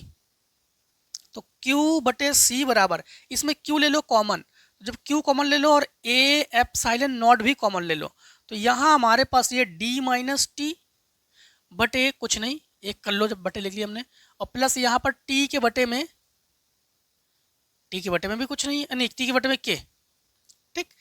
अब यहाँ से Q कैंसिल, तो 1 बटे C बराबर यहाँ पर 1 बटे A एप्सिलॉन नॉट भिन्न कर लो, इनके साथ गुणा करेंगे तो K और ये D माइनस टी और प्लस T, ठीक, और बटे में K। इसे उल्टा करेंगे तो इसे भी उल्टा कर देंगे, ठीक है। अब एक काम कर सकते हैं हम लोग, चाहो तो आप लोग जो K का अंदर गुणा करना चाहो गुणा कर सकते हो, और या कहोगे कि नहीं यहीं पे छोड़ देंगे तो छोड़ दो, तो हम लोग लिखेंगे कि C बराबर इसे उल्टा ऊपर लिखो, तो K A एप्सिलॉन नॉट बटे K और D minus T plus T. एक काम करते हैं, इसी को इसमें भी आंसर कर सकते हो, या फिर इस K को ना नीचे ले आओ, तो C equals to A epsilon naught बटे, जब इसके नीचे ले आएंगे तो इस सबसे नीचे आ जाएगा K ना, तो यह आ जाएगा K बटे K और D माइनस टी और प्लस T अपॉन K, इससे ये कैंसिल, ठीक है। अब इन दोनों में T ले लोगे कॉमन, तो C बराबर हमारे पास A एप्सिलॉन नॉट बटे, एक बार लिख देते हैं D, फिर इसे लिखते हैं हम लोग प्लस T अपॉन K, फिर ये माइनस टी कर रही है, माइनस टी को बाद में लिखा हमने, इन दोनों में T ले लो कॉमन, तो C बराबर A एप्सिलॉन नॉट बटे, फिर हमारे पास D और प्लस T ले लेंगे कॉमन, तो ये 1 बटे K माइनस 1, ये भी आप लोग कर सकते हो, ठीक है। चलो अब एक काम करते हैं, इतने को आप लोग स्क्रीनशॉट ले लो, फिर आगे क्वेश्चन को सॉल्व करते हैं। चलिए क्वेश्चन नंबर हम लोग करते हैं अब 6 को, है 6 को। 6 में हमारे पास है, दिए गए परिपथ की सहायता से संयोजन की तुल्य धारिता ज्ञात करोगे। तुल्य धारिता मतलब हम लोग C को इसमें से निकालेंगे, भाई C क्या है, और इसके बाद हम लोग C1 पर आवेश तो Q को भी निकालेंगे, बट वो C1 पर निकालेंगे हम लोग। संयोजन की कुल संचित ऊर्जा यानी U को भी हम लोग इसमें से निकालेंगे।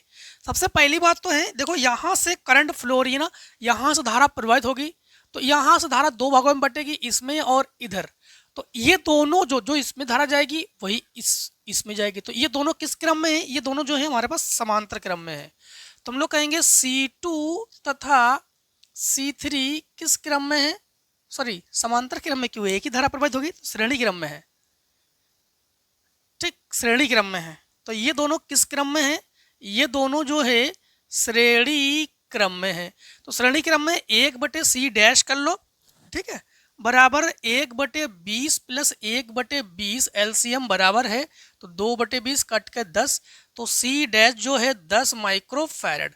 अब ये यहाँ धारा बढ़ रही थी C1 और C डैश तथा C1 किस क्रम में है? समांतर क्रम में है।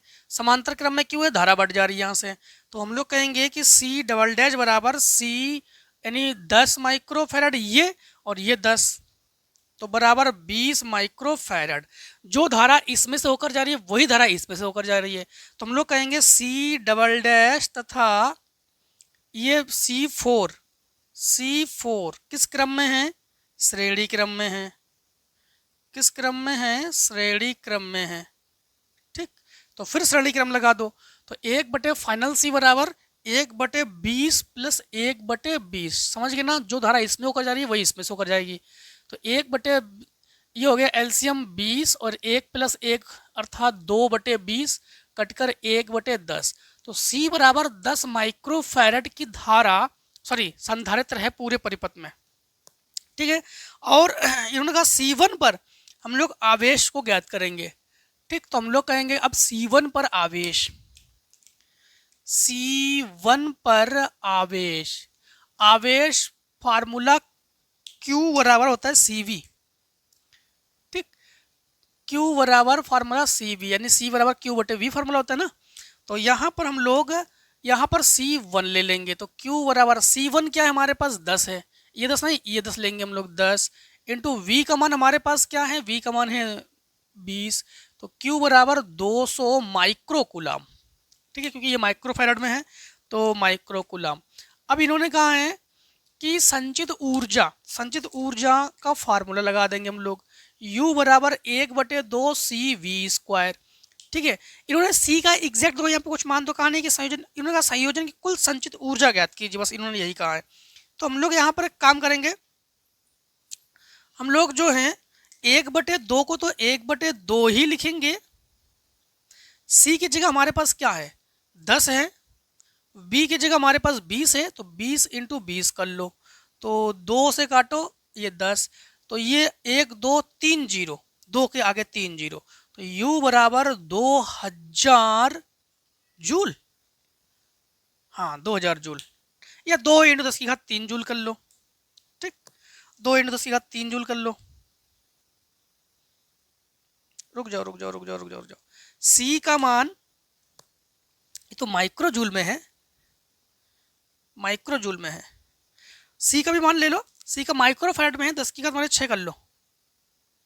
तो हम लोग कहेंगे U बराबर 2 इंटू 10 की घात -3 जूल। अब क्योंकि 1 2 3 0, 2 इंटू 10 की घात +3 और 10 की घात -6 से +3 घटा दोगे तो घात हमारे पास क्या बचेगी? 10 की घात -3। ठीक, अब देखो हम लोग करते हैं 6 के अथवा को। ठीक, 6 के अथवा में हमारे पास क्वेश्चन में ये है, विद्युत धारा के चुंबकीय प्रभाव से क्या अभिप्राय है? तो विद्युत धारा का चुंबकीय प्रभाव किसे कहते हैं? जब किसी तार में धारा प्रवाहित होती है ना तो तार गर्म हो जाता है। ठीक है, इसे विद्युत धारा का चुंबकीय प्रभाव कहते हैं या विद्युत धारा का तापीय प्रभाव कहते हैं। ठीक है, दो धारावाही समांतर चालक तारों के बीच लगने वाला बल का व्यंजक प्राप्त कीजिए। इसके आधार पर विद्युत धारा के मात्रक एम्पियर को भी परिभाषित कीजिए। जैसे दो तार है, ठीक, एक तार यूं, एक तार यूं। इन्होंने कहा दो समांतर तारों में से धारा प्रवाहित हो रही है। ठीक है, तो देखो इसमें से भी I धारा प्रवाहित हो रही है। मान लो इसमें I1 धारा प्रवाहित हो रही है, इसमें I2 धारा प्रवाहित हो रही है। इसमें ये बल लग रहा है, इसमें ये बल लग रहा है। ठीक है, बल को भी F1 F2 से लिख दो। ठीक है, या दोनों पर ही सेम बल लगेगा, F से लिख दो। ठीक, अब एक चीज ध्यान रखना कि इन्होंने कहा है कि कहाँ चला गया? हाँ, ये धारावाही समांतर तारों के बीच लगने वाला बल का व्यंजक हम लोग प्राप्त करेंगे। क्या प्राप्त करेंगे हम लोग? बल का व्यंजक प्राप्त करेंगे। अब दोनों तारों के जो बीच की दूरी है, तार का नाम दे दो PQRS। दोनों तारों के बीच की दूरी जो है स्मॉल r है। r की जरूरत है? चलो फिर देखते हैं, जरूरत हो तो ले लेंगे। तारों की लंबाई L है, तो हमने मान लिया इसमें कि माना L लंबाई के दो तार PQ तथा RS है जो परस्पर समांतर तथा r दूरी पर है, ठीक, तथा r दूरी पर है, ठीक। अब एक चीज ध्यान रखना कि हम लोग जानते हैं कि तारों पर उत्पन्न चुंबकीय क्षेत्र, हाँ, तो तारों पर ऐसा करो, उत्पन्न चुंबकीय क्षेत्र, डायरेक्ट चुंबकीय क्षेत्र निकालते हैं इसमें, ठीक है। चुंबकीय क्षेत्र तो हम लोग कहेंगे चुंबकीय क्षेत्र यानी PQ पर, PQ पर चुंबकीय क्षेत्र का फार्मूला होता है B बराबर mu naught upon 2 pi I बटे R, ठीक। PQ हो या QR हो, ऐसे कर लो, R एच आर या PQ पर चुंबकीय क्षेत्र है, हमारे पास क्या होगा B म्यू नॉट बटे 2 पाई I बटे R। अब हम लोग निकालेंगे इस पर बल, I2 पर बल, तो हम लोग कहेंगे धारा I2 पर बल, बल को लिखते हैं हम लोग F से, F बराबर होता है फार्मूला IBL साइन थीटा, क्या होता है IBL साइन थीटा। बट यहाँ पर हम लोग एक काम करेंगे, ये हमारे पास क्या है, ये हमारे पास HR या इसमें, तो इसमें से हम लोग लेंगे, चलो इसमें PQ ले लो, तो हमारे पास थोड़ा ये आसान हो जाएंगे कि PQ लेंगे तो ये हमारे पास है I1 हो जाएगा, हाँ, तो यहाँ पर क्या हो जाएगा I1। अब यहाँ पर समझना, तो फिर ये द्वितीय पर है तो इसको लिखेंगे हम लोग I2, क्या लिखेंगे हम लोग I2। अब एक काम करते हैं, यहाँ पर B का मान रख देते हैं, तो B का मान रखने पर तो F बराबर हम लोग लिखेंगे F बराबर I2, ये I2, B का मान क्या है हमारे पास म्यू नॉट बटे 2 पाई और ये I1 बटे R और ये L साइन थीटा, तो L को इसके बटे में ले आओ, ठीक है, L को इसके बटे में ले आओ और ये साइन थीटा। एक चीज ध्यान रखना, L को ना कैपिटल कर ले रहे हम, दोनों तारों की लंबाई जो है हम लोग ने वाली इसमें कैपिटल L, ठीक, क्योंकि जब हमने आपको निगमित करा रहे थे ना सिलेबस में तो हमने L को कैपिटल लिया था, तो कैपिटल L ले रहे हैं, ठीक। अब हम लोग एक काम करेंगे, थीटा साइन थीटा, देखो ये दोनों धारा ऊपर की ओर प्रवाहित हो रही है तो ये लंबवत है, चाहे बल की बात करो चाहे IBL, तो IBL तीनों, सॉरी I और B, मतलब हम लोग कहेंगे कि ये जो ऊपर की ओर धारा प्रवाहित हो रही है तो ये लंबवत है, ठीक है। फ्लेमिंग की बायत के नियम के अनुसार तीनों एक दूसरे के लंबवत होता है हमारे पास, तो यहाँ पे थीटा का मान हम लोग क्या ले लेंगे 90 अंश ले लेंगे, थीटा का मान लेंगे 90, तो F बटे L बराबर म्यू नॉट बटे 2 पाई और ये I1 I2, हाँ, I1 I2 बटे साइन थीटा का मान हो गया हमारे पास 90 यानी 1 तो बटे R, ठीक। तो म्यू नॉट बटे 2 पाई I1 I2 बटे R, ये जो है हमारे पास फार्मूला हो गया यहाँ पर। और इन्होंने क्या कहा है कि इसके मुताबिक जो है हम लोग एम्पियर को परिभाषित करेंगे, क्या करेंगे हम लोग एम्पियर को परिभाषित करेंगे। अब देखो एम्पियर को परिभाषित करने के लिए हम लोग क्या क्या करेंगे, सबसे पहले बल जो है ये ले लेंगे हम लोग 1 न्यूटन, लंबाई जो है हम लोग लेंगे 1 मीटर और I1 I2 दोनों I1 बराबर I2 बराबर हम लोग लेंगे 1 एम्पियर की धारा और ये हमारे पास जो दूरी है ना ये हम लोग लेंगे 1 मीटर। तो म्यू नॉट अपन 2 पाई का मान जानते हो हम लोग, म्यू नॉट अपन 2 पाई का मान होता है 2 × 10 की घात -7, ठीक। अब एक चीज समझना, आप लोग कहोगे कि यहाँ पर अगर हम लोग रखते हैं तो 1 न्यूटन बटे 1 मीटर बराबर ये 2 × 10 की घात -7 इन दोनों की जगह और ये 1 एम्पियर स्क्वायर इन दोनों का मान और ये हमारे पास R का मतलब है ये मीटर, 1 मीटर, इससे तो ये कैंसिल, ठीक, इससे ये कैंसिल।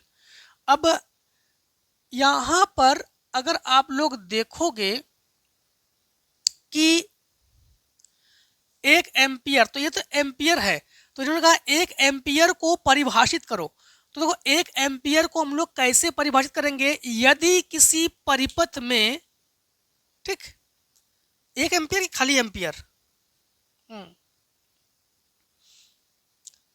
अब यहां पे समझना कि इसको ऐसे करो, 1 न्यूटन बराबर 2 इंटू 10⁻⁻7 ये एम्पियर स्क्वायर है, क्योंकि 2 बार एम्पियर है ना। अब सुनना, यहाँ पर हम लोग एम्पियर को कैसे परिभाषित करेंगे। एम्पियर को परिभाषित करने के लिए लिखेंगे यदि I1, समझना फिर से एक बार, यदि फिर से एक बार जल्दी नहीं, समझना, ये दोनों तार हैं जिसकी लंबाई 1 मीटर है। जिसकी लंबाई क्या है? 1 मीटर है। यदि 1 मीटर लंबाई के 2 तार परस्पर समांतर हो, उनकी बीच की दूरी 1 मीटर हो, उनकी बीच की दूरी 1 मीटर हो, तो उसमें 1 एम्पियर की धारा प्रवाहित होती है, जिस पर 2 इंटू 10⁻⁻7 न्यूटन का बल लगता है। इसे ही एम्पियर कहेंगे। यहां पर इसके मुताबिक फिर से एक बार हम रिपीट करेंगे। यदि यल का मतलब 1 मीटर, यदि 1 मीटर लंबाई के 2 तार परस्पर 1 मीटर की दूरी पर हो, दोनों तारों में 1 एम्पियर की धारा प्रवाहित हो, तो तार पर लगने वाला बल 2 इंटू 10⁻⁷ हो जाता है, जिसे एम्पियर कहेंगे। ठीक, क्लियर, समझ गए ना आप लोग? हाँ, चलिए एक काम करो, इतने को स्क्रीनशॉट कर लो, फिर हम लोग क्वेश्चन नंबर करते हैं आगे। चलिए अब हम लोग क्वेश्चन नंबर 7 को करेंगे। हाइगेन्स के द्वितीयक तरंगों को सिद्धांत लिखिए, इसके साथ साथ परावर्तन के नियमों की व्याख्या कीजिए। ये तो करा चुके हैं आप लोगों को, परावर्तन के नियमों की व्याख्या करा चुके हैं आप लोगों को। ये आप लोग देखो, सेट 2 में जो क्वेश्चन नंबर 7 है ना, क्वेश्चन नंबर जो 7 है, इसे देखो आप लोग सेट 2 ही तो है, सेट 2 क्वेश्चन 4 के गा में, क्वेश्चन नंबर जो 4 है ना, उसके गा में हम इसे करा चुके हैं क्वेश्चन नंबर 7 को। अब देखो आप लोग क्वेश्चन नंबर ये 7 का अथवा रदरफोर्ड के अल्फा कण प्रकीर्णन प्रयोग के सबसे प्रमुख निष्कर्ष का उल्लेख कीजिए। प्रमुख निष्कर्ष क्या है? वही परमाणु का अधिकांश भाग खोखला है ना। और समस्थानिक, समभारिक, समन्यूट्रॉनिक को परिभाषित कीजिए। समभारिक, समस्थानिक, समन्यूट्रॉनिक, वही अगर परमाणु क्रमांक 2 तत्वों के, कोई 2 या 2 से अधिक तत्व ले लो, तत्वों के अगर परमाणु क्रमांक बराबर हो, परमाणु क्रमांक अगर बराबर हो तो समस्थानिक, परमाणु भार बराबर हो समभारिक, और न्यूट्रॉनों की संख्या अगर बराबर हो तो उसे कहते हैं समन्यूट्रॉनिक। ठीक, इसके बाद इन्होंने एक क्वेश्चन इन्होंने ऐड कर दिया इसमें। चलो इसी क्वेश्चन को करते हैं, 7वें का अथवा। तो लिखेंगे उत्तर 7 और अथवा। 7 के अथवा में हमारे पास एक क्वेश्चन में इन्होंने ये ऐड किया है कि द्रव्यमान मात्रा के समतुल्य ऊर्जा जूल एवं मिलियन इलेक्ट्रॉन वोल्ट में ज्ञात कीजिए। ऊर्जा जूल एवं मिलियन इलेक्ट्रॉन वोल्ट में ज्ञात कीजिए। एक यूनिट बराबर हमारे पास है 1.66, ठीक, 0.5 10⁻⁻27 किलोग्राम। 0.5 इंटू 10⁻⁻27 किलोग्राम ये दिया गया है। ठीक है, और इन्होंने कहा है कि इसमें इलेक्ट्रॉन जूल में इसको ज्ञात, इलेक्ट्रॉन वोल्ट में और मिलियन, मतलब जूल में और मिलियन इलेक्ट्रॉन वोल्ट में ज्ञात कीजिए। तो ऊर्जा का फार्मूला सामान्यतः क्या होता है कि डेल्टा एम फिर इंटू सी स्क्वायर।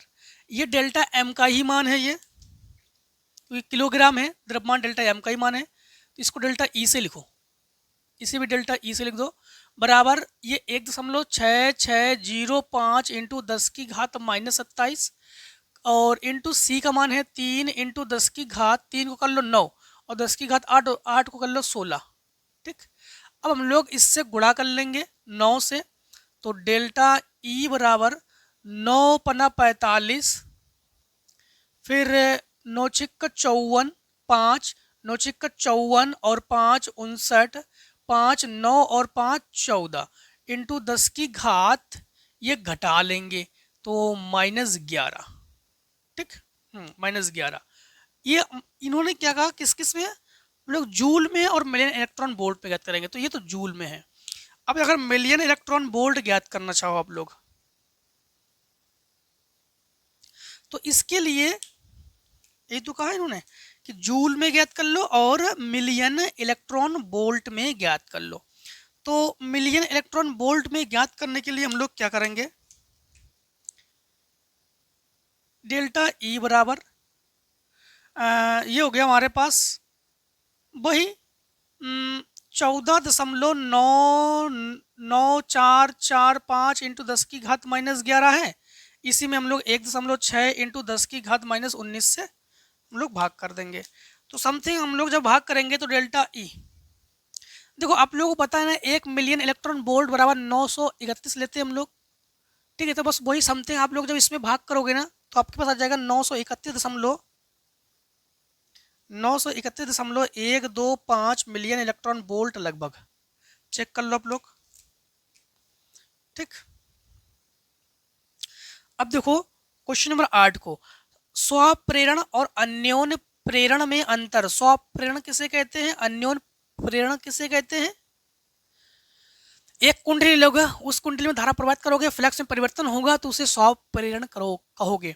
और दो कुंडली लोगे, एक कुंडली में धारा प्रवाहित करोगे, दूसरी कुंडली में फ्लक्स परिवर्तन के कारण अगर धारा उत्पन्न होगी तो हम लोग कहेंगे प्रेरित धारा। हाँ, तो उसे कहेंगे हम लोग अन्योन्य प्रेरण गुणांक, सॉरी अन्योन्य प्रेरण कहेंगे, ठीक है।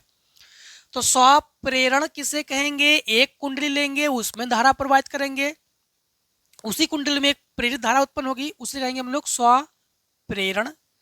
और अन्योन्य प्रेरण में हम लोग क्या करते हैं, दो कुंडली लेते हैं। बस ये ध्यान रखना, एक कुंडली में हम लोग धारा प्रवाहित करेंगे, दूसरी कुंडली में फ्लक्स परिवर्तन के कारण ऑटोमेटिक उसमें धारा उत्पन्न हो जाएगी, ठीक। हाँ, इसके बाद उन्होंने कहा है स्वप्रेरण गुणांक और अन्योन्य प्रेरण गुणांक की परिभाषा दीजिए, ठीक है।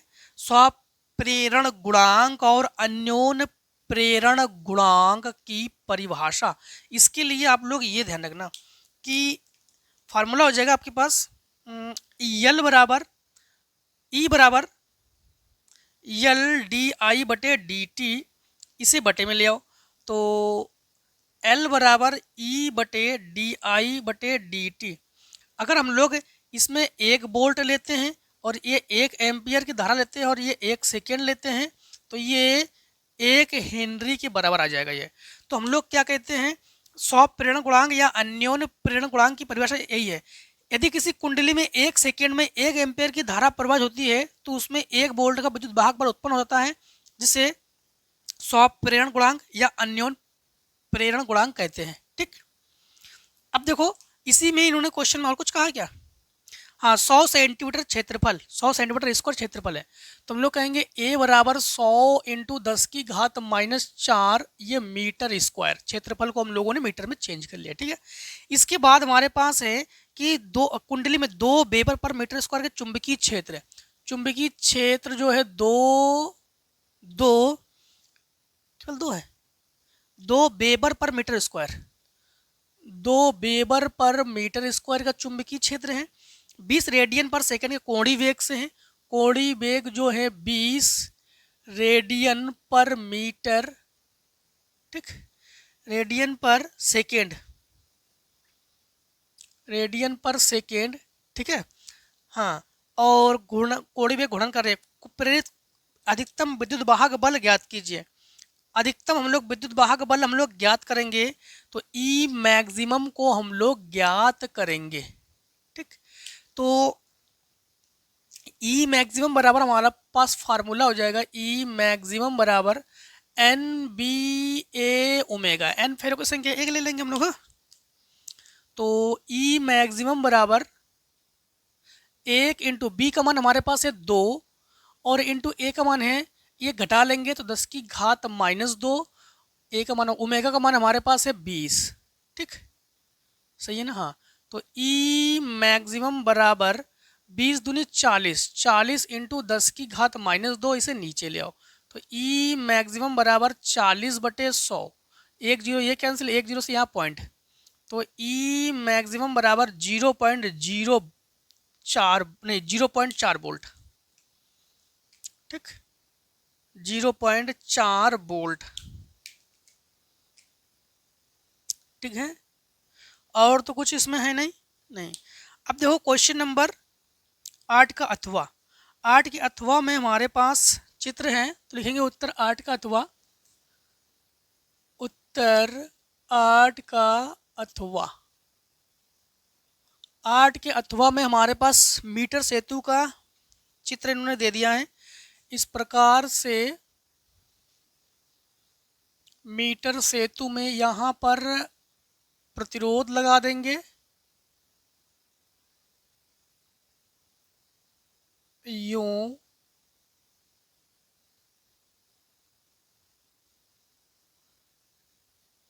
ठीक। फिर इसके बाद इन्होंने यहाँ पर प्रतिरोध को जोड़ दो, यहाँ पर यूं, और यहाँ से एक यूं प्रतिरोध को जोड़ दो। यहाँ पर आर है और यहाँ पर एच है, ये तो है। इसके बाद यहाँ पर ऐसे हम लोगों ने बी को लिया यहाँ पर, और ये डी को यूं हटाकर यहाँ पर भी चेक कर सकते हैं, डीज है ना ये। फिर ए बी सी और ये डी जॉकी से हम लोग चेक करते हैं कहाँ पर कितनी धारा प्रवाहित हो रही है। इसके बाद हमारे पास और दिया गया है 34 सेंटीमीटर और 52 सेंटीमीटर। तो ये 34 सेंटीमीटर पर है ये डी, और ये डी जो है ये 52 सेंटीमीटर पर है। और यहाँ पर बैटरी लगा दो, प्लस माइनस, ठीक, प्लस माइनस ये बैटरी है। हाँ, इसके बाद इन्होंने क्या कहा समझना, इन्होंने कहा है कि वैद्युत परिपथ संबंधी किरचॉफ के नियम को लिखिए। किरचॉफ के दोनों नियम लिख देना यहाँ पर। इसको दिए गए मीटर सेतु में संतुलन डी पर प्राप्त होता है। अच्छा, प्रतिरोध एस के समांतर 12 ओम का प्रतिरोध जोड़ने पर संतुलन डी डैश पर खिसक जाता है। प्रतिरोध आर एवं एस का मान हम लोग ज्ञात करेंगे, आर और एस का मान ज्ञात करेंगे हम लोग। तो इसमें आर का मान भी हम लोग ज्ञात करेंगे और एच का मान भी हम लोग ज्ञात करेंगे। अब देखो, मीटर सेतु का एक फार्मूला होता है, मीटर सेतु का जो फार्मूला होता है वो आर बटे एच बराबर एल बटे 100 माइनस एल, ठीक। अब आर एच प्रतिरोध है और एल जो है यहाँ से यहाँ तक की जो दूरी होती है ना, ये 100 सेंटीमीटर तक होती है, ठीक है। और 100 सेंटीमीटर मतलब 1 मीटर। तो आर बटे एच को हम लोग यूँ लिखेंगे, एल जो है यहाँ से यहाँ तक की जो दूरी है ये 100 सेंटीमीटर है, और ये 100 माइनस हम लोग शुरुआत में इसके लिए 34 के लिए हम लोग ज्ञात करेंगे। तो लिखेंगे 100 बटे, ये घटा देंगे तो 66 बचेगा हमारे पास, 10 से 6 और 7 से 9 से 6, आधा करो 50 और आधा करो 33, ठीक। तो इसे गुणा में पहुंचा दो, तो R बराबर 50 बटे 33 और एच, ठीक है। हाँ, इसके बाद रुक जाओ, यल तुम्हारे पास दी गई है 34 और 52। जस्ट मिनट, यहाँ पर गड़बड़ कर गए हम लोग। तो फिर हम लोग यल का मान हम लोग ऊपर अगर एल का मान 100 लेंगे तो नीचे 100 माइनस 100 कर देंगे, 0 हो जाएगा ना। आर बटे एच बराबर, एल का मान शुरुआत में है 34 बटे 100 माइनस 34, ये 34 बटे अब घटा देंगे 66, आधा 17 आधा 33, इसे गुणा में पहुंचा दो। आर बटे एच बराबर हम लोग कहेंगे 17 बटे 33, अर्थात हम लोग कहेंगे कि आर बराबर 17 बटे 33 इंटू एच, समीकरण डाल दो 1, ठीक। समीकरण क्या डाल देंगे हम लोग 1। अब ध्यान रखना यहाँ पर, अब हम लोग एक काम करते हैं, इन्होंने यहाँ पर एक कंडीशन लागू किया है कि जो समांतर क्रम में श्रेणी क्रम में जुड़ा है कुछ क्या है, तो यश जो है 12 ओम के साथ जो है समांतर क्रम में जुड़ा हुआ है, ठीक। यश जो है 12 ओम के साथ समांतर क्रम में जुड़ा हुआ है। तो एस 12 ओम के साथ किस क्रम में है, समांतर क्रम में है। उस कंडीशन में हम लोगों ने 1 बटे एच डैश कर लिया, 1 बटे एच प्लस 1 बटे 12 कर लेंगे, भिन्न कर लो। इनके साथ गुणा करेंगे 12 प्लस इनके साथ गुणा करेंगे तो एच बटे इनके साथ गुणा कर लेंगे तो 12 और एच, इन्हें उल्टा करो तो इन्हें उल्टा कर दो। तो एच डैश बराबर हमारे पास है 12 और एच बटे 12 प्लस एच, ठीक। अब एक काम करते हैं, आप लोग चाहो तो यहाँ पर एच का मान रखना चाहो रखो, ना रखो कोई दिक्कत नहीं। इन्होंने कंडीशन लागू किया था यहाँ पर कि ये जो है हमारे पास इस क्रम में जुड़ा हुआ है। अब देखो पुनः हम लोग क्या करेंगे, पुनः हम लोग अब इसे फिर से वही यही फार्मूला आर बटे एच, एच की जगह एच डैश, एल की जगह हम लोग क्या लेंगे अब की बार 52 बटे 100 माइनस 52, ठीक, 52 बटे 1 घटा लो तो 48, काटो 26, काटो 24, ठीक, 24 38 26 52, फिर काटो 13, फिर काटो 12, इसे गुणा में पहुंचा दो तो आर डैश बराबर 13 बटे 12 और एच डैश, 13 बटे 12 इंटू एच डैश का मान क्या है हमारे पास 12 एच, 12 एच बटे 12 प्लस एच, 12 प्लस एच, 12 से 12 कैंसिल, तो आर बराबर 13 और एच बटे 12 प्लस एच। हम लोग कहेंगे समीकरण 1 से, मतलब ये भी आर का मान है ना, तो ये भी आर का मान है, दोनों बराबर कर दो तो 17 एच बटे 33 बराबर 13 एच बटे 12 प्लस एच, एच से एच कैंसिल, ठीक, इसमें गुणा कर लो, तो जब गुणा कर लेंगे हम लोग तो ये लिखेंगे हम लोग 12 17 दूनी 34, 1 17 और 1 17 और 3 20, फिर से 17 दूनी 34 3, 17 और 3 20 प्लस 17 एच बराबर 13 39 3, 13 39 40 और 3 42, 204 को इधर ले आओ तो 17 और एच बराबर 429 माइनस 204 घटा लो तो 17 एच बराबर 9 से 5 यहाँ पर और यहाँ पर 2 और यहाँ पर 225, ठीक, इसे बटे में ले आओ तो एच बराबर 225 बटे 17 ओम, ये तो एच का मान निकाल लिया हम लोगों ने। अब हम लोग समीकरण 1 में मान रख दो, समीकरण 1 में मान रख देंगे, तो जब मान रख देंगे तो आर बराबर 17 बटे 33 इंटू एच की जगह 225 बटे 17 से 17 कैंसिल कर देंगे तो आर बराबर 225 बटे 33 ओम, ठीक, ये आंसर। अब देखो आप लोग क्वेश्चन नंबर 9 को, ठीक है, क्वेश्चन नंबर 9 में क्या है, क्वेश्चन नंबर 9 में है हमारे पास कि ठोसों में ऊर्जा बैंड के आरेख के आधार पर चालक अर्धचालक अंतर व्याख्या कीजिए। एक काम करो पहले इतने को स्क्रीनशॉट कर लो फिर हम लोग आगे क्वेश्चन को देखते हैं। क्वेश्चन नंबर 9 में क्या है तो लिखेंगे उत्तर 9 नंबर में है कि ठोसों में ऊर्जा बैंड के आरेख के आधार पर चालक अर्धचालक और कुचालक में अंतर की व्याख्या कीजिए। देखो चालक, सबसे पहले आप लोग चालक के बारे में बताते हैं आप लोगों को। चालक किसे कहते हैं हम लोग,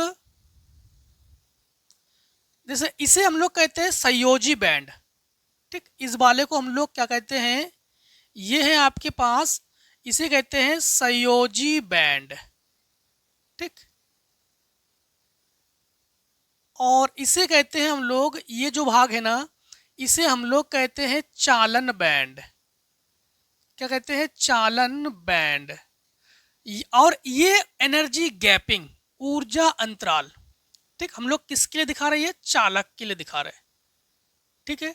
अगर एनर्जी गैपिंग एक इलेक्ट्रॉन से कम हो, क्या हो, एक इलेक्ट्रॉन वोल्ट से कम हो तो उसे कहते हैं चालक। और अर्धचालक किसे कहते हैं, अर्धचालक यानी अचालक किसे कहते हैं, देखो पहले अचालक, अचालक में भी वही सेम कंडीशन करेंगे हम लोग। यहां पर ये तो जानते हो आप लोग, इसे कहते हैं हम लोग चालन बैंड, इसे हम लोग कहते हैं संयोजी बैंड, ठीक, और ये ऊर्जा अंतराल, ठीक है, ये ऊर्जा अंतराल। ऊर्जा अंतराल अगर 3 इलेक्ट्रॉन वोल्ट से अधिक हो, 3 इलेक्ट्रॉन वोल्ट से अधिक हो तो उसे हम लोग क्या कहते हैं, उसे हम लोग कहते हैं अचालक। अचालक ले लिया हम लोगों ने, हाँ, अचालक। अब देखो अर्धचालक किसे कहते हैं? अर्धचालक जो है, अर्धचालक, अब देखो अर्धचालक जो है ना, अर्धचालक को हम लोग फिर वही, ये हमारे पास क्या है, संयोजी बैंड, ये क्या है हमारे पास, ये है हमारे पास चालन बैंड, और ये है एनर्जी गैपिंग, ऊर्जा अंतराल। फिर से एक बार समझना, चालक किसे कहते हैं? जिसमें हमारे पास ऊर्जा अंतराल 1 इलेक्ट्रॉन वोल्ट से कम हो। अचालक जिसमें इलेक्ट्रॉन 3 इलेक्ट्रॉन वोल्ट से अधिक हो। अर्धचालक, चालक और अचालक के बीच की कड़ी, मतलब लगभग ये 1 इलेक्ट्रॉन से 3 इलेक्ट्रॉन वोल्ट के बीच में तक हो, तो इसे हम लोग कहेंगे अर्धचालक। ठीक, इसे हम लोग कहेंगे अर्धचालक। अब यहाँ पर इन्होंने ये भी कहा है कि शुद्ध अर्धचालकों के डोपिंग में क्या आवश्यकता है। तो डोपिंग किसे कहते हैं? जब हम लोग शुद्ध अर्धचालक में हम लोग अशुद्धियां मिलाते हैं, उसे हम लोग डोपिंग कहते हैं। मतलब शुद्ध अर्धचालक में हम लोग क्या मिलाते हैं? अशुद्धियां मिलाते हैं, चाहे पी प्रकार के चाहे एन प्रकार के, कुछ भी मिला दो, उसे हम लोग क्या कहते हैं? डोपिंग कहते हैं। इसके बाद दिए गए आदर्श परिपथ में D1 D2 में धारा का मान ज्ञात कीजिए। D1 D2 में धारा का मान हम लोग ज्ञात करेंगे। इस प्रकार से आदर्श परिपथ है हमारे पास। ठीक, हमारे पास यहाँ पर D1 है, यहाँ पर डायोड D1 है, और नीचे D2 है, यहाँ पर डायोड D2 है। ठीक, और इसके बाद 10 ओम 5 ओम, यहाँ पर प्रतिरोध 10 ओम है, यहाँ पर प्रतिरोध 5 ओम है। ठीक, नीचे बैटरी 2 वोल्ट की, 2 वोल्ट की बैटरी, धारा ऐसे जा रही है। अब यहाँ पर जैसे धारा इसमें जाएगी तो ये माइनस है और ये प्लस है, तो फिर हम लोग यहाँ पर देख पा रहे हैं ये प्लस ये माइनस, तो ये फिर हमारे पास डायोड जो D2 है ना, D2 जो है ये पश्च अभिनत में है। D2 क्या है? ये पश्च अभिनत में है, यानी उत्क्रम कर लो, उत्क्रम में है। तो फिर D2 में बिल्कुल धारा नहीं प्रवाहित होगी, तो D2 में जो धारा प्रवाहित होगी वो है 0 एम्पियर। और जो D1 है ये अग्र अभिनत है, तो D1 जो है ये अग्र अभिनत में है। ठीक, तो इसमें धारा प्रवाहित होगी, तो इसमें जो धारा प्रवाहित होगी वो ओम के नियम से I बराबर V/R कर लो। तो I बराबर V का मान है 2 वोल्ट और R का मान है 10, तो I बराबर 0.5 एम्पियर की धारा इसमें प्रवाहित होगी। किसमें? D1 में। ठीक, क्लियर? और कुछ कहा उन्होंने 9 के अथवा में, देखो 9 का अथवा, तो जो 9 का अथवा है ना, ये आपको हम करा चुके हैं, अभी बता रहे कहाँ करा चुके हैं हम। 9 का अथवा जो लेंस का सूत्र आप लोग प्रूफ करोगे, 1/n बराबर 1/n1 minus 1/r1 minus 1/r2, वही आपको बता रहे अभी सेट 3 में, हमें लगता है प्रूफ करा चुके हैं। सेट 3 कहाँ है? सेट 3 तो सेट 3 में करा चुके हैं हम, सेट 3 या 2 में आपको भी बता रहे हैं। सेट 2 में देख लेते हैं। सेट 2 में इसे करा चुके हैं, तरंगाग्र वगैरह कहाँ है देख लेना आप लोग। सेट 2 में या सेट 3 में आपको हम करा चुके हैं लेंस मेकर का फार्मूला। सेट 1 में तो हमें नहीं मिला, सेट 2 में हम एक बार देख लेते हैं। सेट 2 में भी नहीं मिला हमें। हाँ, ये प्रकाश के ध्रुवण,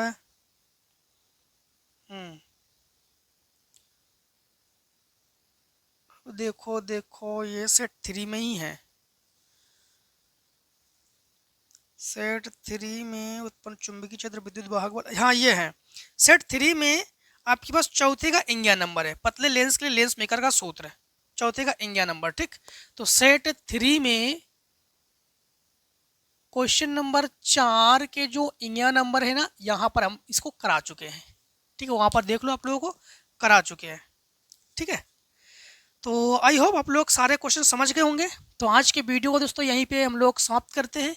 मिलते हैं अब नेक्स्ट वीडियो में, तब तक के लिए दोस्तों जय हिंद जय भारत। आप लोग स्वस्थ रहिए, मस्त रहिए और इस प्रकार से हर एक वीडियो हमसे मिलते जरूर रहिए।